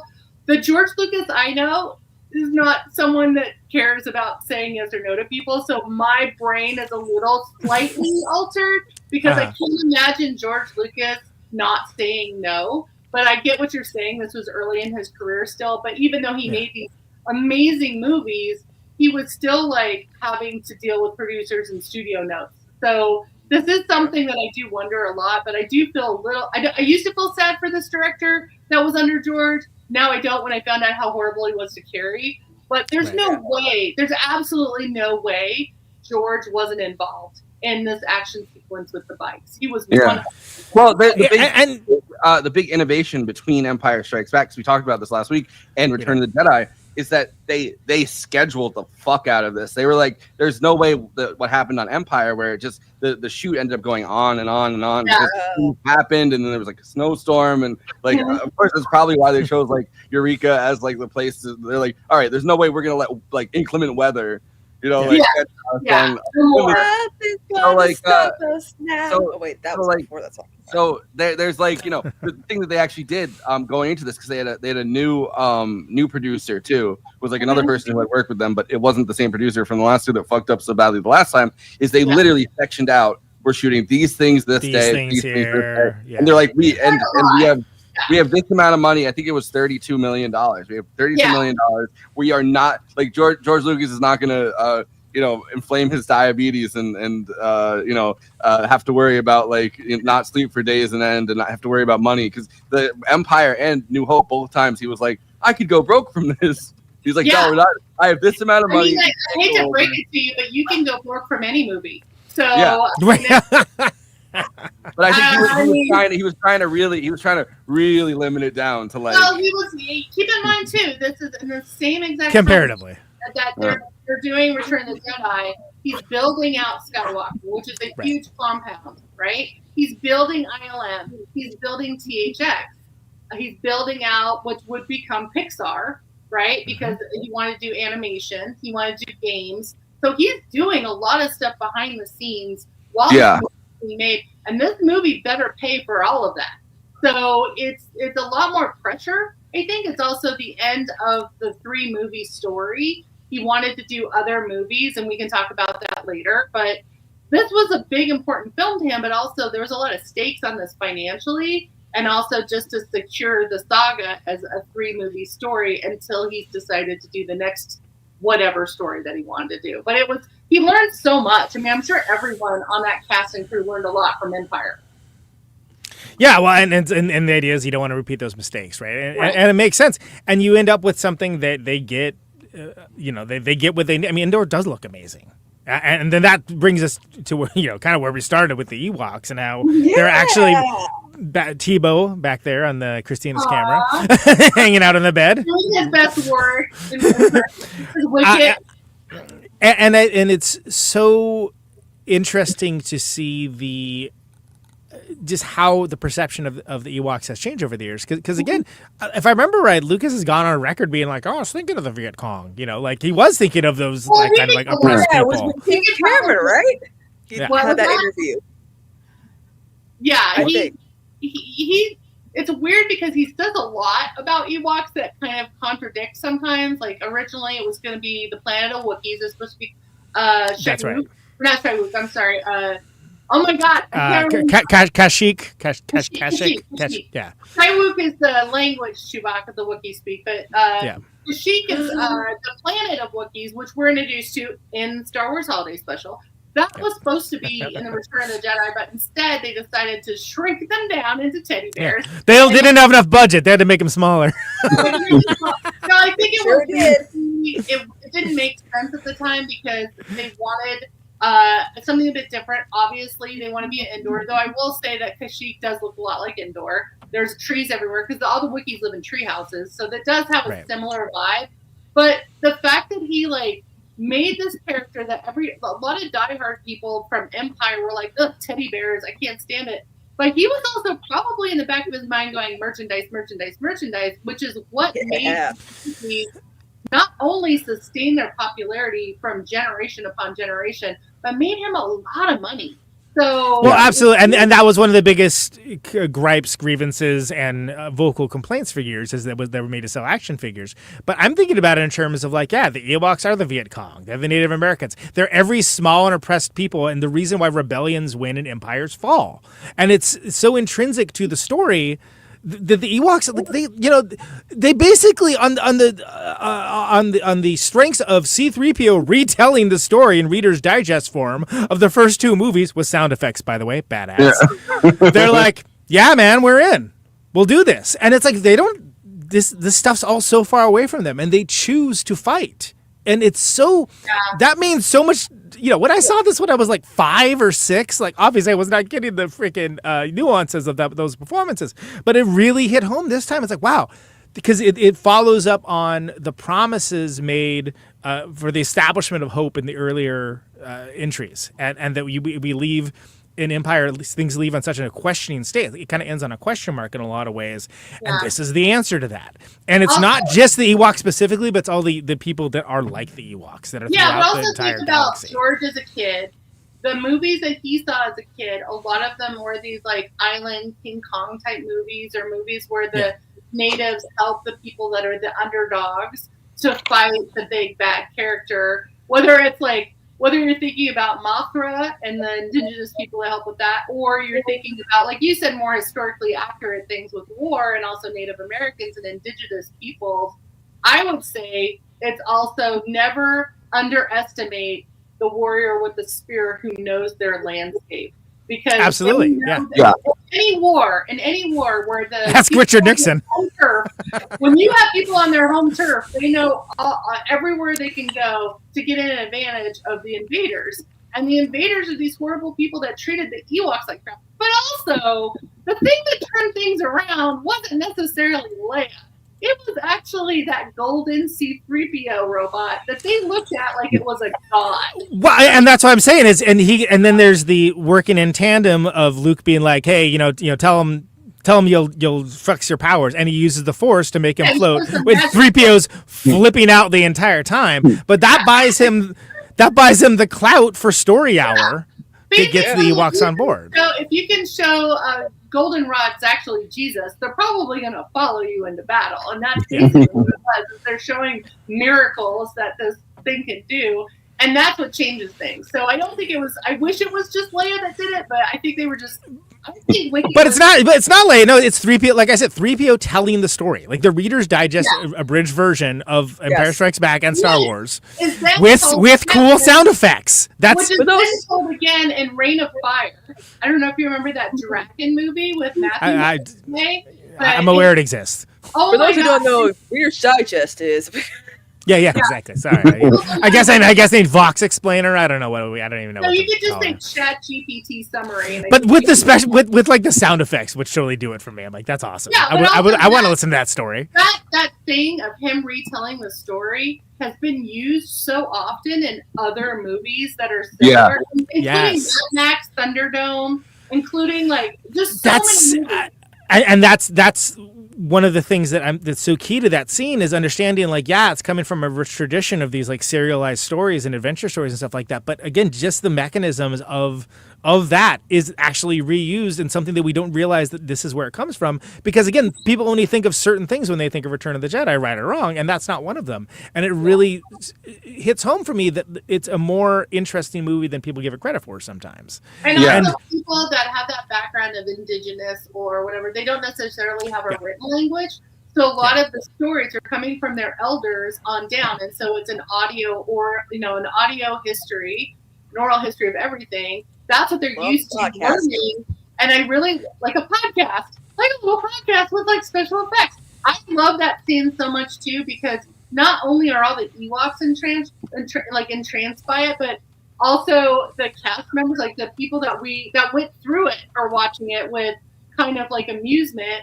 And also R2-D2 is like adding sounds to it. It's very sweet. Like I always thought it was such a sweet recap of what happened to them. But it's being told to these people that, these creatures that have never seen a Death Star. They've never seen a lightsaber before. They've never seen these things. This is all brand new technology to them, which they're probably like going, what the hell is all this? They've never seen a golden robot. They've never seen R2-D2. They've never seen these forces before. So it's actually really kind of cool the way they get and they join up to the cause based on the strength of the narrative. And it's pretty impressive, honestly, like showing it that way. And it doesn't come off as manipulative, doesn't come off as cheesy. Like it comes off as good storytelling. Yeah. Well, and there's the real, like looking back at Native American history, right? Like Columbus landed and like a bunch of the natives that he like encountered and like that his conquistadors encountered. There was like the story of Quetzalcoatl, who was like a pale face riding on a horse. Yeah. So when a bunch of Europeans rode up riding on a horse, they're like, holy shit, this is the gods that are coming down to like smite us, or at least that's the telling of so that's like a real I think that does that same kind of C-3PO kind of thing does come out of like like real history. And also it's great for anyone who didn't see the first two movies. So, like me, when this was my first movie I had ever seen of any movie. You get a little recap. In retrospect, my dad was right. My dad was totally right. I didn't need to see the first two. He tells me. There's a ladybug. There's a ladybug crawling on. That's cute. That's good luck right there. I've never seen one with a fully red shell though. Yeah, there you go. Maybe that's why I'm so into the Ewoks coming along for the story, because I was like, no, I was the one without a frame of reference too. I was like learning along with the Ewoks. Great. All that works. The Ewok stuff, all the battle stuff is so great. Like using the logs to crush the AT-ST. Again using. So here's the thing I love about and the great thing is the hang glider Ewok that dies. That is the actor. The actor plays him as Felix Sela, who played Cousin It in the original. No kidding. Yeah, that's right. I know this because I had to interview him. I interviewed him for StarWars.com when we were doing Return of the Jedi, kind of like history of, and he was such a fun guy to talk to because he's been in everything. Like I think he started in Wizard of Oz. Like he was pretty old. Oh wow! And a lot of these older actors that were supposed to play Wicket basically just didn't have the energy level, and they ended up getting work. Davis played Wicket, who's just a young kid. Yeah. It was his first movie. First real movie. There's a great, if you can see this on YouTube, I think they have it on Disney Plus, but he shot his own home movies of what it was like to be, and then he shot his own movie in character with Leia, Luke, and Han behind the scenes, but they're in character, and it's really, really cute. But he was such an interesting point of entry into this film because you have this character named Wicket that you really identify with, but then you start identifying with all these other, small creatures that are putting their lives on the line, and they're using really ancient kind of weapons, whether it's like a slingshot or a handmade, kind of like a hang glider thing, and they're doing stuff with physics that makes sense because they have to use gravity for their weapons. They can't just have lasers and stuff. And I just love that they put all of their energy and all their love for these people they just met, by the way, who they would have eaten otherwise. Almost did. They almost did. Yeah. They're dying. They're putting their lives on the line for us, and it's so sweet, but it's also so great because they're the underdogs. And I think hey, you know what? I've played in front of crowds like that. You guys were gonna eat me a minute ago, and now I'm your god. Okay. And one thing that George has always been very vocal about is the underdog. Never underestimate people. Never take people for granted. Never take what people will do for you for friendship. Like literally, they are literal underdogs, and they're fighting against these soldiers who have every weapon at their disposal. And just like the U.S. Army did, in Vietnam. It's like overwhelming odds, the technology, the know-how. Conan, because that was a very complicated. I mean, the Viet Cong versus the U.S. Anyway, whatever. That's the Vietnam War. Everybody, we don't need that derivation. All the battle sequences rule.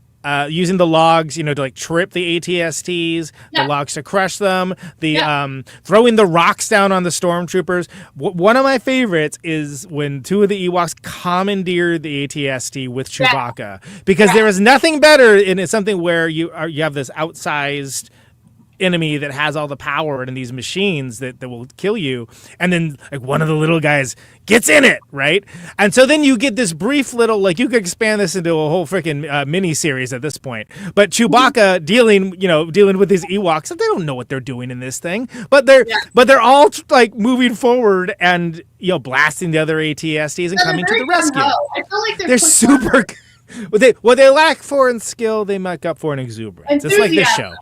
Enthusiasm. Yeah, like I also like the fact that they're using gravity and physics in their favor. It's almost like Home Alone, right? They're basically using Home Alone kind of weapons. It kind of is. You're not wrong, except for it's pre-Home Alone. It's the same, right? Like little Macaulay Culkin is, it's about the size of an Ewok. It's like a Rube Goldberg thing where you're basically trying to figure out how to booby trap everything, because they do booby trap a lot. That's how they get captured in the first place. Is the net. Yeah. Right. Well, so and you brought up a point of them knowing their environment, knowing their home, knowing where they live, and using that to their advantage to these people that don't. They're just there to run this shield generator. That's the only reason they're there. They're wearing clothes. They're not totally naked, so they have camouflage clothes on. They know their environment, so they're like. That's the thing I always thought was interesting too. Is like him. I will still never, ever, ever forget the note of the producer or the studio note on Star Wars when they're like, "Can you put lederhosen on Chewbacca, on him because he was naked?" And I guess the bandolier wasn't enough clothing for that. So I do wonder, like, when Chewbacca first saw the Ewoks, was he like, "Why are they wearing so many pieces of clothing?" Because they are. Right. Don't they know? Don't they know they can get away with just wearing an ammo belt? Yeah. It looks cool. They're free as the breeze because they're both furry. Like I always wondered that. I always wondered what was going through Chewbacca's head when he first met the Ewoks. I can't believe that was a studio note. They want him in lederhosen? That's crazy. Like, can you imagine how different that would be? Yeah, they kept saying pants, and George kept saying no, and then they kept listing other things besides pants. So I think it started off with pants. And put him in a kilt? Sure, why not? Yeah. Yeah, probably. That's the Mel Gibson version of the Ewoks. Sure. Anyway, all the action sequences where they take the shield generator station are great. Those are awesome. I think those play even better now than they did for me previously, other than as a kid seeing it for the first time. It all works so well. And of course, why are they trying to like take down the shield generator? Because Admiral Akbar says it's a trap and they can't get into the Death Star otherwise. But he does it because in the original film, he says it's a trick, and they change it in the editing to say it's a trap. It's a trap. That's actually that's a trick. I feel like saying it's a trick doesn't slap as hard. It doesn't. And that's one of the things that George has always been told. George always says that he prefers his real skill set is in editing, world building, obviously, storytelling, but editing is where he really shines as opposed to necessarily actor on actor directing. And he does change a lot in editing in a lot of these Star Wars films, and I just find it fascinating that it's a trap. Which is funny because it's become a key moment of this show where it's a trap. You can tell the lips look synced up to me. Go ahead. We talked about how one of the major one of the biggest changes he ever made in A New Hope was he had Greedo. First, he had Greedo and Han shoot at the same time. Then he had Greedo shoot first, then Han. He changed it 5 separate times. Each time he's changed the order in which they shot based on It's the gunfighter dilemma, right? Yeah. It's like, do you make Han a victim or do you make him the perpetrator? Do you make it be a tie? Yeah. Like they shoot at the same time? It's just a gunfighter thing. Like I feel like you will grapple with that a lot because Han Solo, if you really look at Han Solo as a character, he's kind of a dick. And he's also a jerk. He's back on his word, and he's not great with women, and he's definitely not good with like work ethic. So I feel like there's a lot of moments where we've like turned Han Solo. What are you, a supervisor? Jesus Christ, you're lighting him up like a Christmas tree. Well, no, I'm still him. He's still hot. He also has charisma for days, and that yeah, gets away with it. Like, it's the same thing with Nathan Fillion in Firefly. It's the same kind of personality traits where it's like, I guess I can. Or any character he plays, actually. He's also a jerk. Like he's kind of a jerk, but he's really loyal to his friends. But he's still kind of a jerk. But also, he's not good with treaties and with contracts. And he's a mercenary, but he's not a mercenary. But he kind of just steals stuff. Like if you really look at what he did to Jabba, he really he stole a lot from Jabba the Hutt. So it wasn't like Jabba was needlessly. Like Jabba was in the right of wanting him like captured. Whoa! Hashtag Jabba was right. There's like 3 different times. Just about that. Just about that. He was right that gold bikinis are pretty hot. I'm sure he's not a soldier, right? He kind of had to be guilt tripped into even being involved in any kind of soldiering. He tries to leave during Empire, like during Hollywood.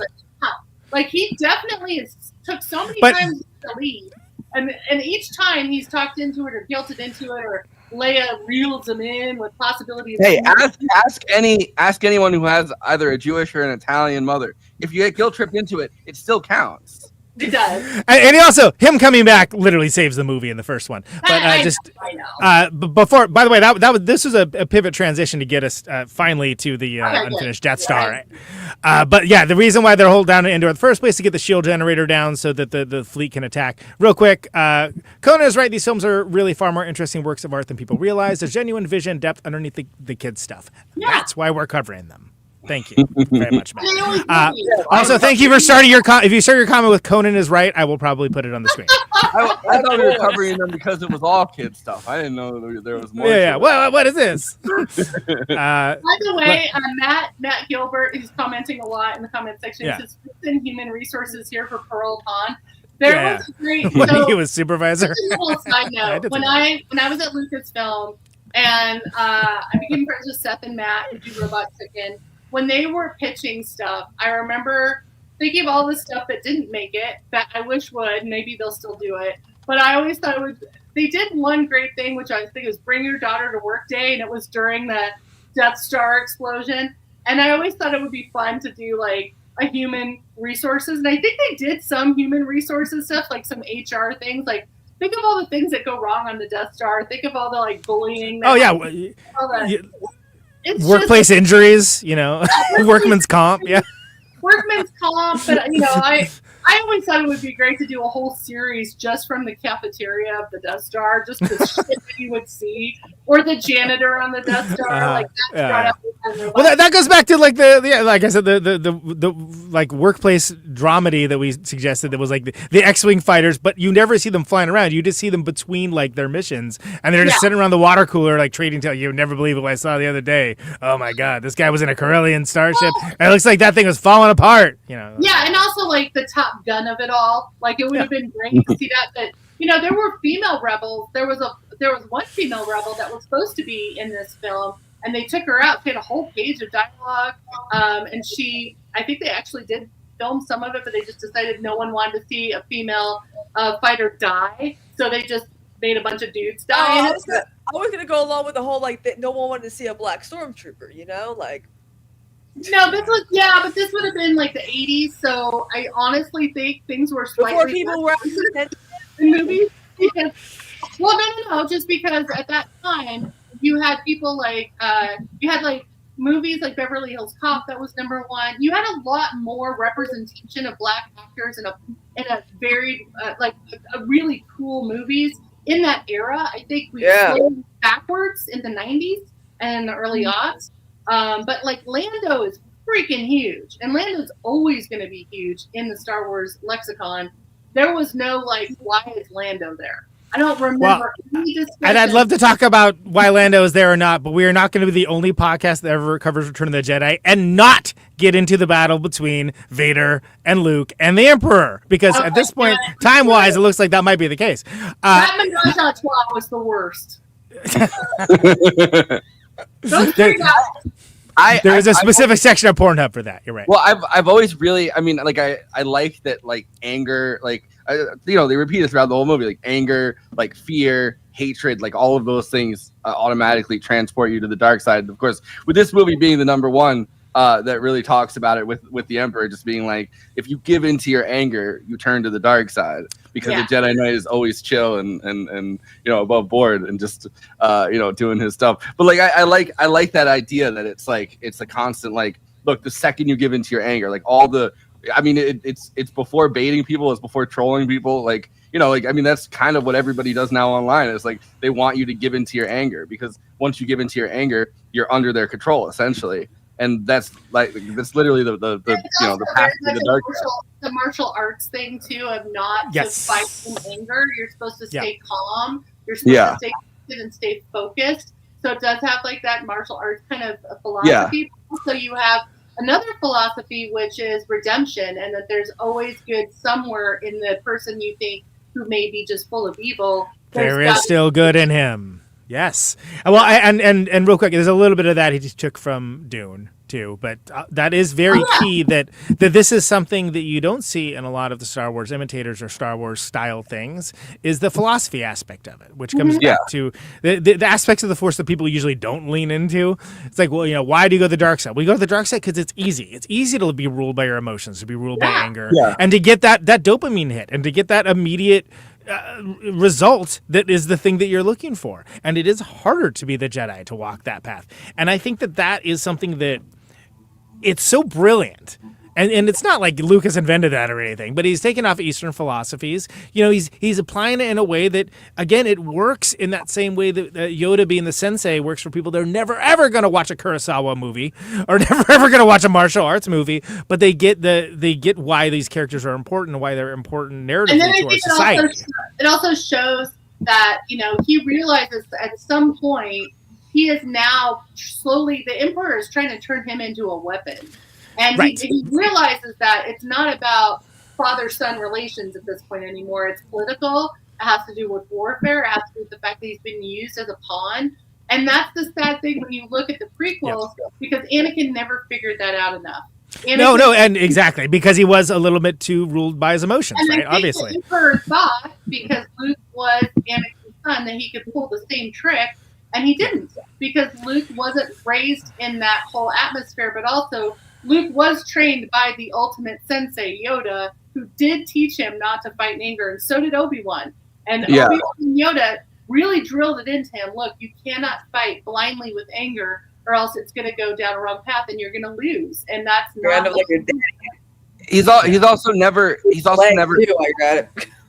never angry, right? Like, I mean, even when you see him, he's frustrated and he's impatient. And those are a little bratty.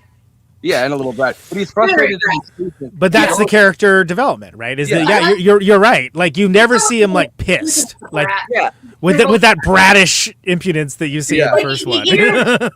which when you go to the DNA because Leia's not a brat, but I will say that it's not brat midichlorians count. But I will say that it's interesting when you look at what the Emperor did to Anakin, Luke's father. Could not happen with Luke because Luke has had too many other people in his life that have taught him things, whether it's Han, whether it's a father figure you must have. Yoda, I think even the droids have taught him patience. Like there's certain things. Patience you must learn. Even when they're walking together, he's like, I know who my father was, Anakin Skywalker, blah blah blah blah. And it's like, oh, character development right there. And then he reframes the debate in the climax. And by the way, the action scenes of like the Vader versus Luke on the Death Star lightsaber fights, some of the coolest in entire series of cool films with cool action sequences. Yeah. So great, so awesome. But then also you have Luke addressing him as Anakin, as his father the whole time. He's trying to remind him who he is, and that's the actual fight.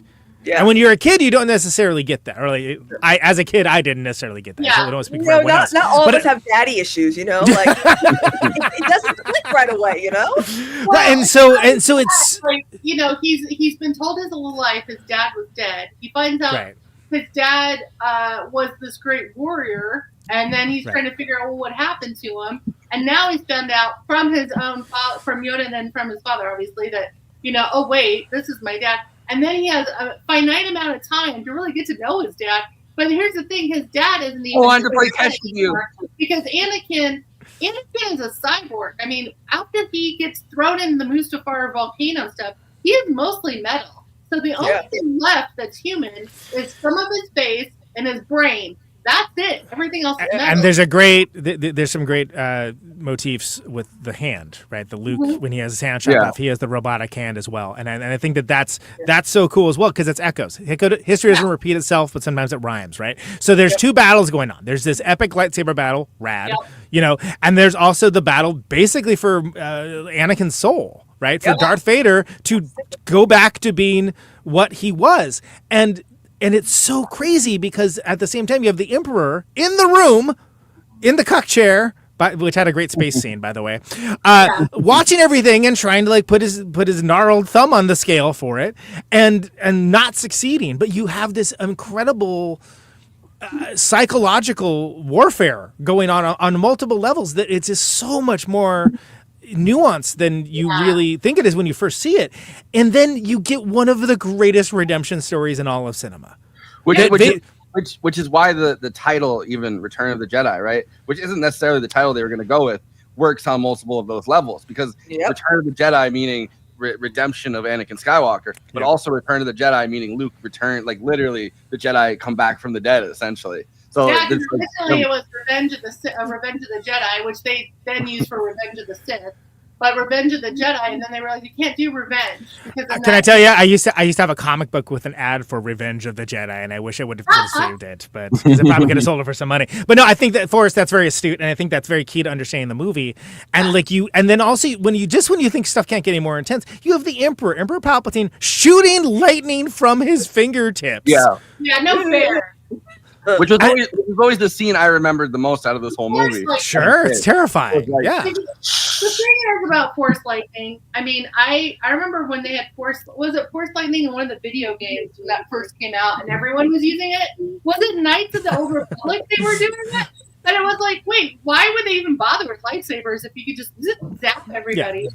And because I always thought that was so unfair. You never really see the Emperor really using a lightsaber. Like, that's the prequels. Yeah, in the prequels you do, but like in the original trilogy, canonically, it's very tough on the body, is my understanding. That's what I was thinking. I was like, it's gotta drain you, and this is. Do you like looking how Palpatine looks? Is that your look you're going for? Well, in the prequel. Yeah, like he's super like gnarly old. I was like, how does he? How? Yeah. I thought that was unfair. But the fact that he chooses to bust that loose, not that we know it at the time, we're like, oh snap, he's shooting lightning. But like the fact that he chooses to deploy it, even knowing that, is like tells you everything you know about that scene. But then you see Vader literally missing a limb, right? Sacrifice his master for his son and make his choice. And God, man, if it doesn't, just it kills. It kills so hard. With the lightning coursing through. The lightning's coursing through his body as he does it, which was killing him. Always like the icon. That was like the iconic thing. Not like literally shooting lightning, but I always remembered him holding up the Emperor and literally the lightning just coursing through his entire body. Yeah. But keep in mind, he's mostly metal, so I don't know how much pain he's really feeling, but he's very conductive. Well, all right. Let's not diminish that. He suffered enough. There's also when he unmasked his father, that reconciliation, that redemption. A lot of people are like, is he supposed to be like 40? Like Darth Vader unmasked. I would say it's like when you think about that, because the special editions, we'll get into it when we talk about the Ghost lineup, because I find that to be hilarious. Because if I like, that's one I actually don't mind because the idea, as much as it was like, what the hell the first time. It makes sense because when you become a Force ghost, it's wherever you were as a Jedi. So it's not like, why doesn't it just be Ewan McGregor? But like he died old and like he was in touch with the Force and a Jedi the whole time. He was like 40, Conan. Let's be real. but I'm saying that's why the Force ghost doesn't show up like Ewan McGregor. It's like a 1980s version of 40. Exactly. Everyone it's like Jason Alexander's. It's like this. Yeah, think of the high school movies in the 80s, and all the high school students could be like in their 30s. It's like that kind of that thing, I would say. But like the Ghost lineup, I was always told that real quick, when I was going that is it works for me because that's when he returns to being like a Jedi, when he turns away from the dark side, then that's the age that he would actually be, right? So that exactly we're the hot age. You see Yoda at the that's a hard young Yoda, right? You see old Yoda. You see old Obi-Wan. That guy on the left is 32. Yeah. You see, where's the you see the version of they were when they died, not necessarily hot Anakin. Right. Like if they're gonna do hot Anakin, it could have been hot Yoda, hot Obi-Wan. Hot Yoda. See, also Yoda Badonkadonk. Sebastian Shaw was born in 1905, guys. This is what name invoked. 1905. Sebastian Shaw was born. Wait, what are you saying, Christina? Well, Sebastian Shaw, who played Anakin, yes. He was born in 1905.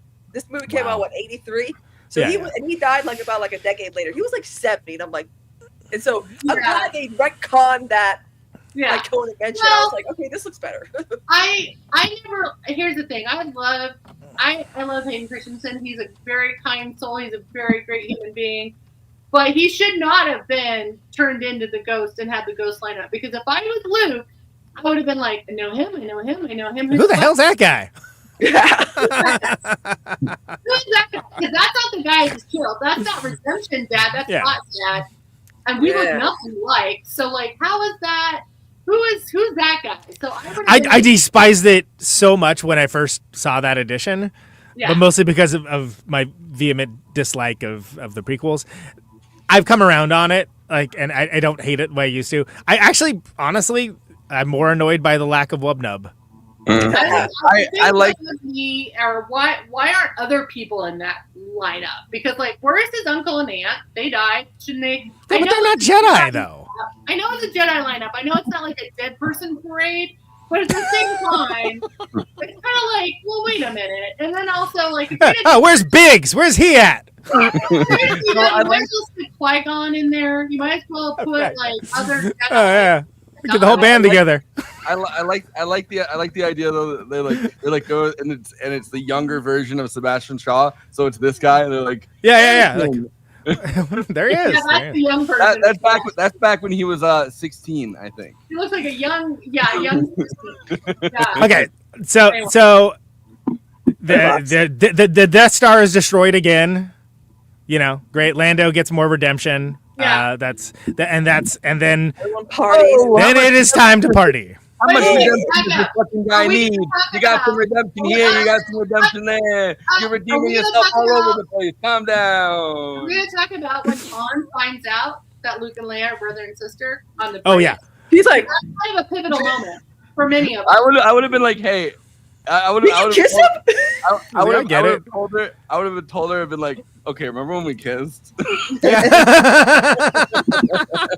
So about that. and Han's like, Asking about our mom. Yeah. Like, asking about your mom. Like, first of all, Leia finding out from Luke is one thing. But Yeah. Han finding out from Leia, because Han's now like, well, I guess you're going to go with Luke, huh?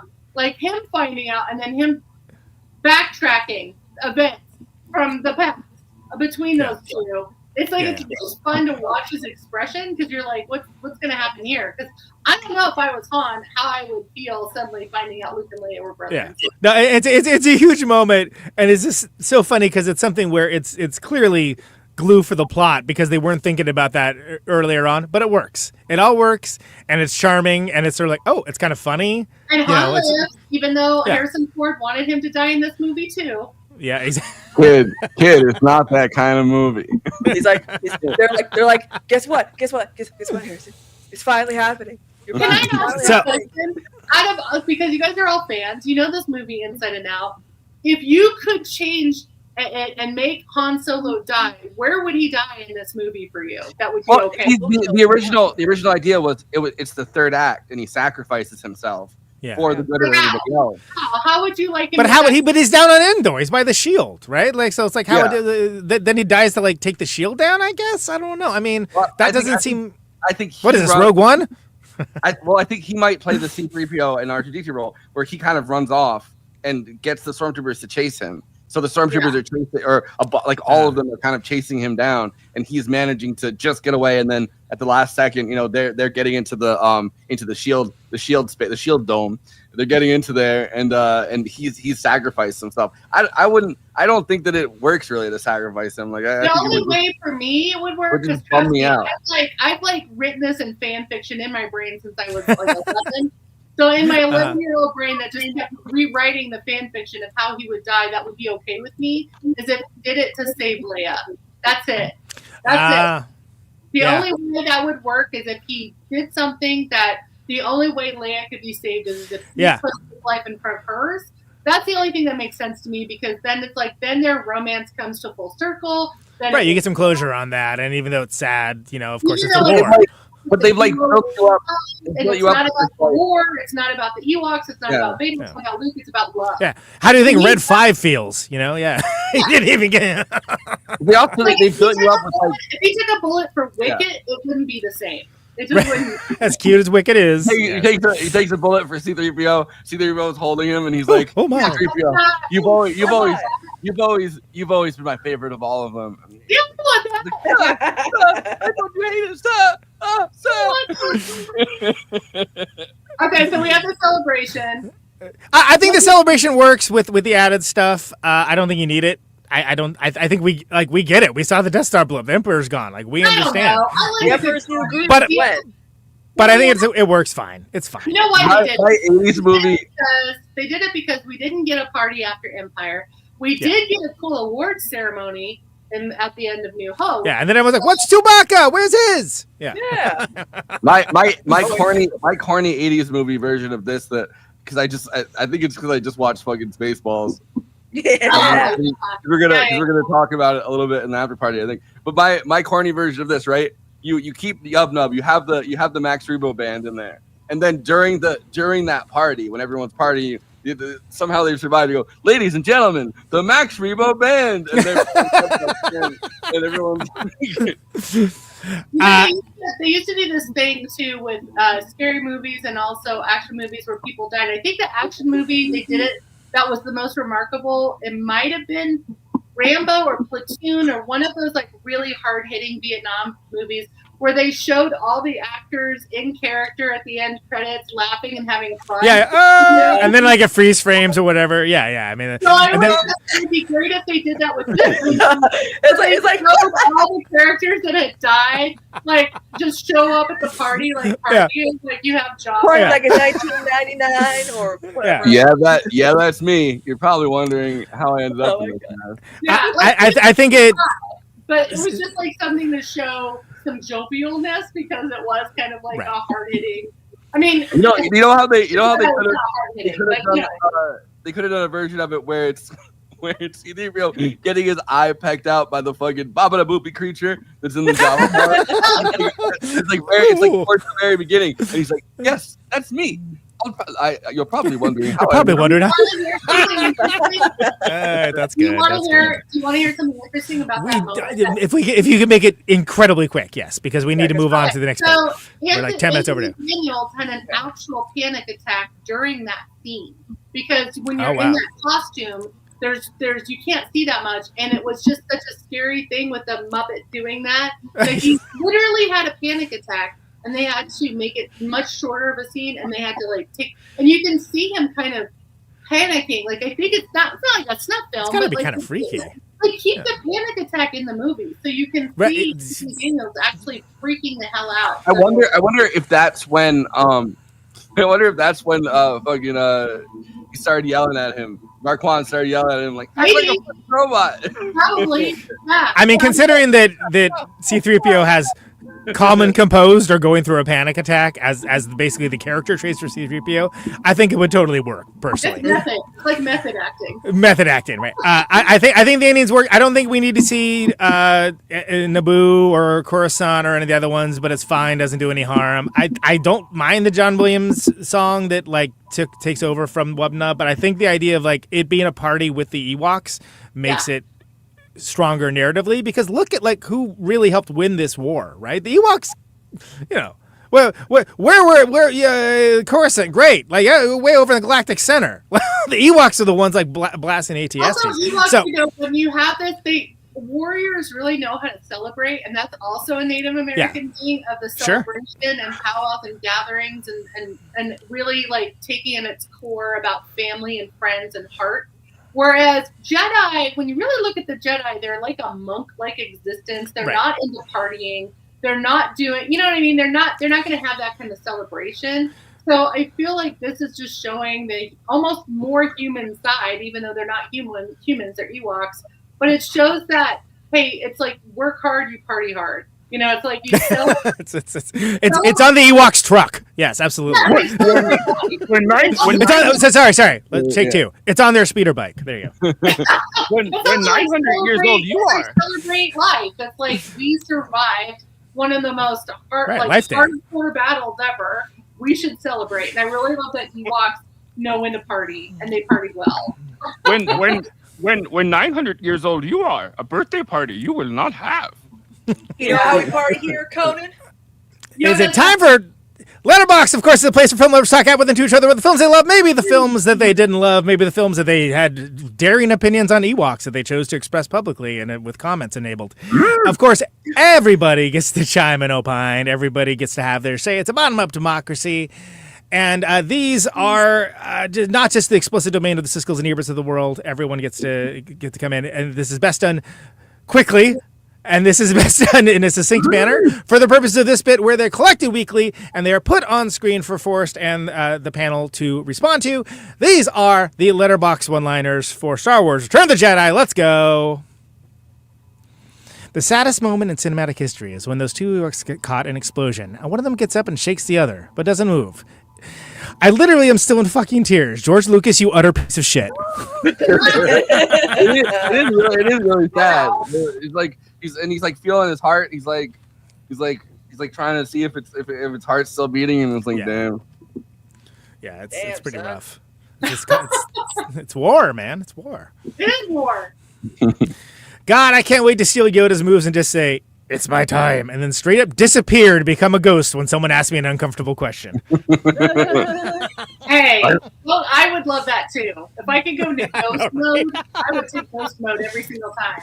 So there's like a version of, because they have like they've published it before. They have the recording device that they've like put all their ideas into, and like they've played parts of it before. And one of the ideas was that because Yoda only recently died, he wasn't fully enmeshed in the Force, so he's able to like bring back Obi-Wan and bring back Anakin, and like they survive, and they're like, we're alive again. Sounds like a Reddit thread. What's going on? Yeah, that's a Reddit. That seems Reddit. Nice try. What the fuck were the Ewoks trying to do roasting R2-D2 over an open fire? Okay, I have a theory about this. I think they thought something was inside. I think they thought they thought there was a creature inside the metal encasing. So that's my reasoning. All right, to the comment section. He's an R2 nesting doll, you know? He's like, oh, yeah. It's like a lollipop. You know, Jabba nutted like crazy when Leia choked him to death. Oh my god. I mean, asphyxiation. What's it called?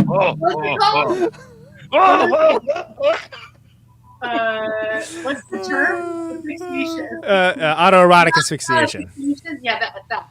I'm sure it happens to the best of slugs. This is not a family show, everyone. Don't worry. I mean, by the way, maybe you noticed with the 15 minutes we did on Leia's bikini, but anyway. I had to be the moderator for StarWars.com, so the message boards, and I remember I had to like hide a comment. There was a whole section of what kind of sexual organs does Jabba actually have. And I do remember. Oh, Lord, man. People have too much time on their hands. We demand answers. I have not. I mean, I don't know. Okay. Maybe he drinks where he pees. I don't know. Maybe Jabba is a testicle. Maybe there's a second one going around. He's just a giant testicle. Yeah, he's just a giant testicle. Oh my god. From farm boy to Jedi Master, glow up complete. He doesn't even whine at all in this one, really. Yeah. He whines a little. He gets a little too cocky though, and Yoda has to slap him back down, like as he's dying. He's like, so I am a Jedi Knight, and I was like, a Jedi you are, you think? Not yet. I come down to slap you down a little bit. I don't know. I think it's a glow up until you're a ghost, and then you're glowing. Oh, okay. That's good. That's solid. Yeah, Too full of yourself. You have become. Go for it. Me, when I see the twin sons of Tatooine. God, how I wish there was a disgusting CGI toad creature doing a big burp edited over this. Yeah. I mean, some of these I do just for me. that's like they edit him into A New Hope, and Han Solo just steps on his tail and he squeals, and it's like Han was kind of being a dick to him. I'm not saying he was right, but Han was kind of being a dick to him. I will. You know what? When we were doing the hyperspace fan club, there was a moment when we thought, why don't we just give all the footage to the fans and they can make their own edits and their own versions? And that discussion lasted a whole 2 minutes before we were shot down. Nope. You know what? Nope. Especially nowadays with AI. Oof. Yeah, and then YouTube happened, so you know. Yeah. Make your own edits. You can make the second you will. Topher Grace made his own version, so if you can get a hold of that one, that's pretty good. Isn't that 70s show just Topher Grace's own version? Pretty much. Yeah, just think of that 70s show as part of the Star Wars saga, and you'll be fine. It's in canon. Yeah. It never really clicked until now how fucking insane it is that Leia went from being reduced to a sex slave to befriending a tribe of teddy bears in the span of like half an hour. Okay, that's my princess. That killed the guy that was basically impersonating her, and then she convinced a bunch of human-eating creatures not to eat her. So, if anything, she is the biggest hero in this movie. There's kind of a through line through that too, I think. I'm just saying. Absolutely. I'm just saying. That's why people come to this show, is for the truth. Yeah, she used her brains to help us God multiple times. Yeah. So all these guys just sleep in that room with Jabba? Do you think that every night Jabba's just like, okay, I'm going to bed, and so is everyone else? Probably. I mean, he is an asshole. He does. For that. When Luke comes in, he's asleep on the fucking thing, and everyone else around him is asleep except for the wee Jabba guy. I have a theory. I don't think they were sleeping. I think they were passed out drunk. I don't think it was. Okay. I think it was like what happened. Like Studio 54, if they like the after hours, it's like they're all cocaine ready. They're taking disco naps. Sure. They're exhausted from drugs, alcohol, and sex and music, and also the smell in that room must have been horrible. Oh, you know that it does not smell good in there. Yes. What do you slug? Hell no. It smells like a farm at best. I'm glad nobody introduced Jabba the Hutt to Molly. That would have been bad. Oh boy. No thanks. No thanks. Luke really popped up with his Louis Vuitton robe and Gucci boots to embarrass everyone else in the room, and I can only applaud that audacity and confidence. Yeah, that was a whole new outfit. Yeah, it's got swag, man. It's a good. I like to think that before he came in, he stopped at like a local store in Tatooine and was just like, there's like a little montage they could do of Luke shop being like the pretty women montage. Yeah, pretty woman, so pretty Jedi walking down the street. Like I don't think Yoda was giving him any fashion tips. So how did he get stylist? Well, that's good. If Yoda gave him fashion tips, he'd be covered in like a gauzy shawl. Like maybe he went with his own mind. You know, he tapped into the Force, and he's like, what's the Force saying is the style of the summer? Yeah, that's what I wonder about. Like, how did he know how to dress better? I always wonder about that. The Force. The Force. Yeah. It's explained so much other stuff. Why not? The same outfit so many times. I think the only time we see them change is when they are in Orlando's dinner party, right? Probably. The Max Rebo band really just dropped Jedi Rocks, then dipped. Wonder what they're doing now. Edit. Just found out they broke up. Heartbreaking news. They'll get back together. They'll get back together. There's always a reunion. They had a residency gig at Jabba's palace, and that that went way to the dodo after the skiff went down.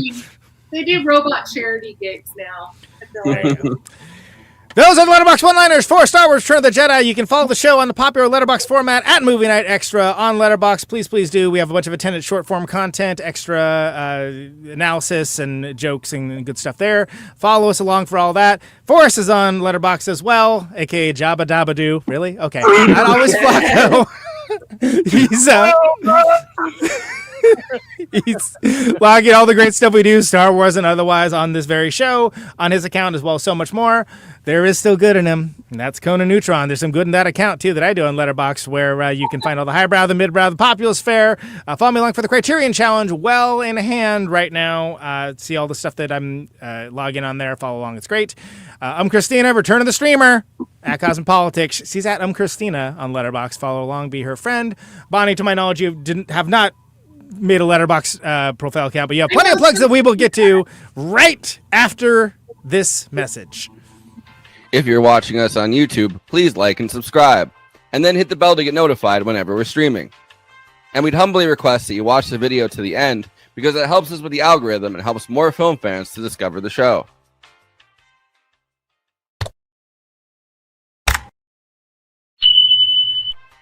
We're also monetized. If you want to get your chat questions definitely read on stream, you can always send us a super chat, which will help us keep the show going. Every cent helps. If you're watching on Twitch, you can gift us a free sub on Amazon Prime with your Prime membership, but getting subs on Twitch is always appreciated, and it helps to follow us on there as well.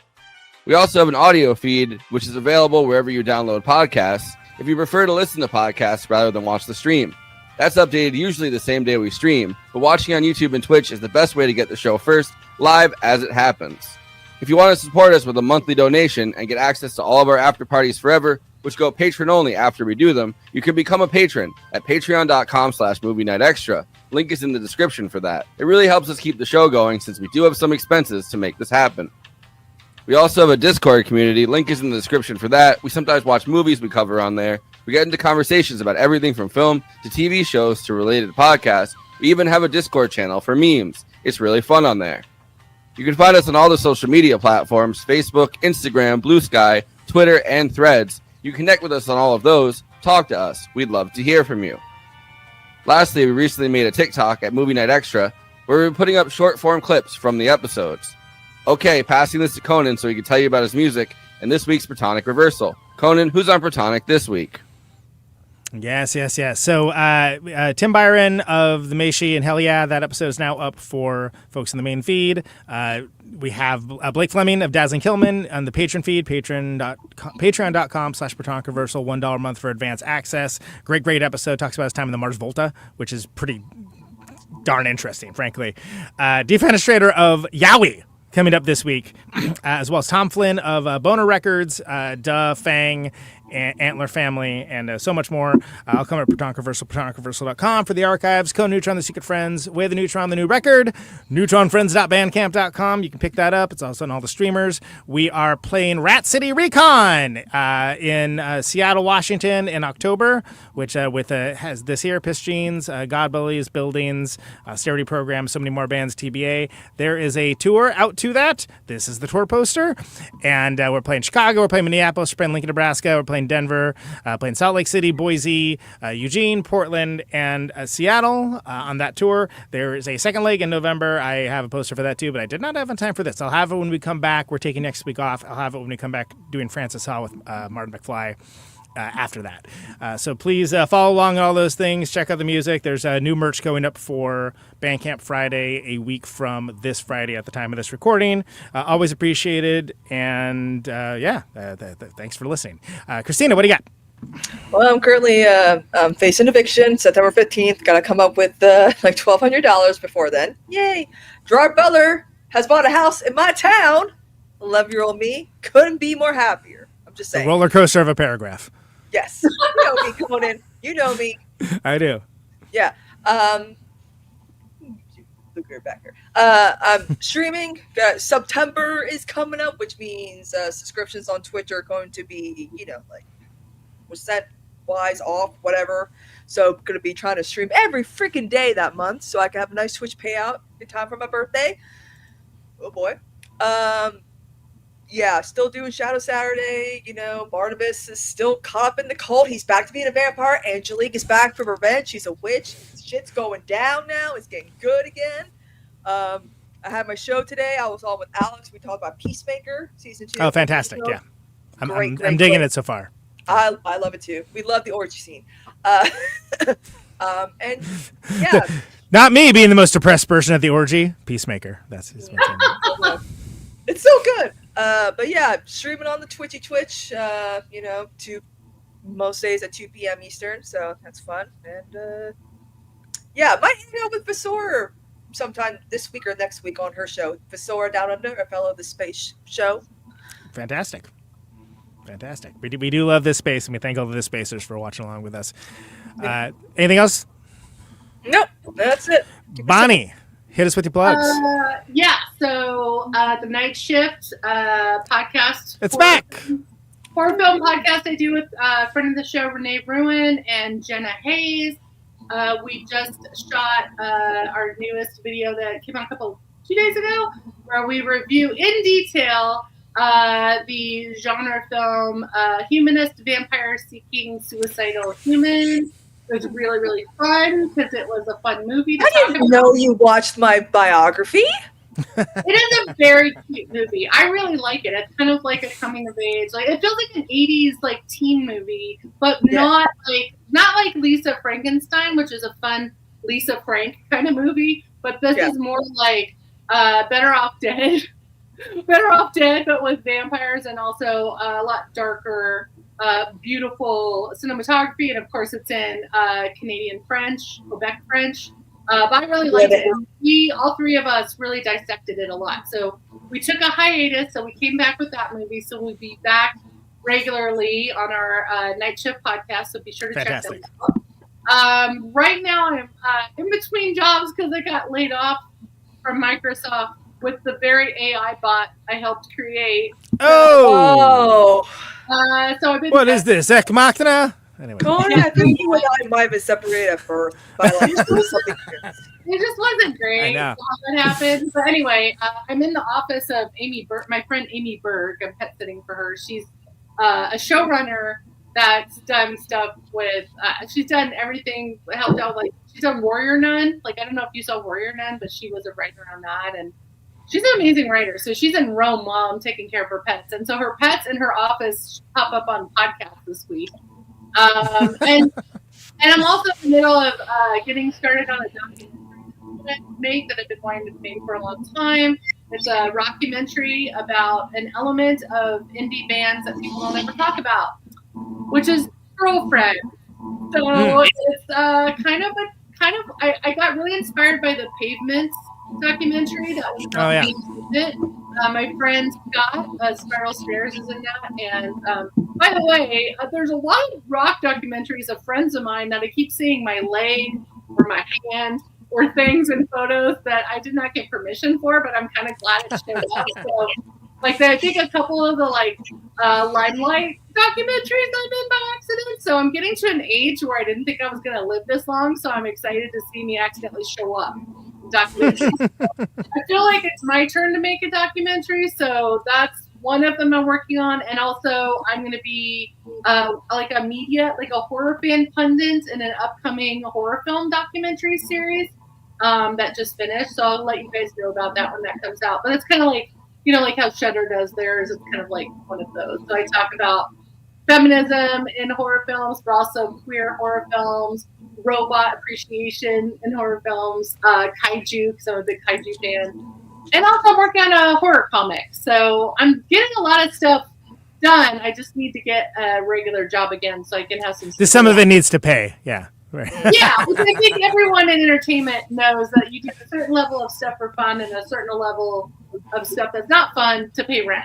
So, yeah. I'm doing none of that. Everything I do is for free. Man, I wish I could do that. Anyway, that's what I'm up to. And my link below, right there, that link tree is links to everything I'm doing, so you can check that out. We'll put it in the chat. Got some final thoughts on Return of the Jedi there, Burton. Final thought. It is if you really watch this movie carefully, it's about a feminist character that kills her sex trafficker and then ends up finding out that she's part of could be controlling of the Force, but she also stops creatures from eating her, and she gets a free dress out of the deal. And in the end, she gets to do cool stuff with Han Solo because he doesn't die. The end. Yeah, she's getting all perks there. Yeah. It sounds like entirely different movie. I mean, it's only Pretty Woman, and it's not. That's not Pretty Woman, but I mean, it's better. It's better than Pretty Woman. I think heard it here, folks. Just Luke's story is Pretty Woman. Yeah, seriously, if you really think about it. He gets to change the outfit. Christina, do you have some final thoughts? Yeah, a wonderful conclusion to a thrilling trilogy of its kind. Apparently, there's a few more trilogies, but I've never heard of them in my life. I don't understand why people try to gaslight me. I mean, I only know 3 or 4 movies that are Star Wars films, so. We covered them all, as it turns out. I know, we've covered them all. We're the only podcast that matters when it comes to covering Star Wars. Let's be real here. What is it, the Mandala effect? Where it's... Yeah. Oh, the Mandala effect? Right-wing Mandala? Gaslight you into thinking that something existed? Yeah. But again, if you are someone who's big into Star Wars or someone who's getting into Star Wars, you gotta watch this original trilogy first. You're not gonna be disappointed. Yeah, I'm glad we covered these films. Word. Conan Neutron. Yeah, I think I said it all pretty well in the text of the show, talking about people kind of not getting how badass the Ewoks are. But yeah, this one goes. This one is one I've gone back and forth with, despite it being the first movie I ever saw. But it's very badass. It sucks that it has to follow the best Star Wars of all time, so it's always going to pale a little bit in comparison. But it's a very good movie, and there's a lot of narrative beats and nuances that, again, I never picked up as a younger man that I really picked up on now. And I think we could do another 2 hours on it, be a completely different 2 hours. That's a sign of a good movie. And this is very entertaining. What can I say? It's a great closeout to the original trilogy, and certainly a great closeout to our Star Wars month. I'm all about it. Yeah. So we're gonna be doing. I put it in the chat. We're gonna be doing an after party tonight. And Hello, my and lady. what are we doing? These two other sides. So we're gonna do another show about Spaceballs, aka the Star Wars spoof. And we can expand from there and move on to places. But we'll see how many other shows we can fit in tonight. Yeah. But yeah, tune in for that. We're off next week, right? So we're gonna be back with Francis Ha with Martin McFly in 2 weeks' time. So. Yep. So check us out there. We'll see you on the after party, but then after that, we'll see you on the 9th of September. That's right. Bonnie, always a pleasure. Thanks for coming on. Thanks for having me back.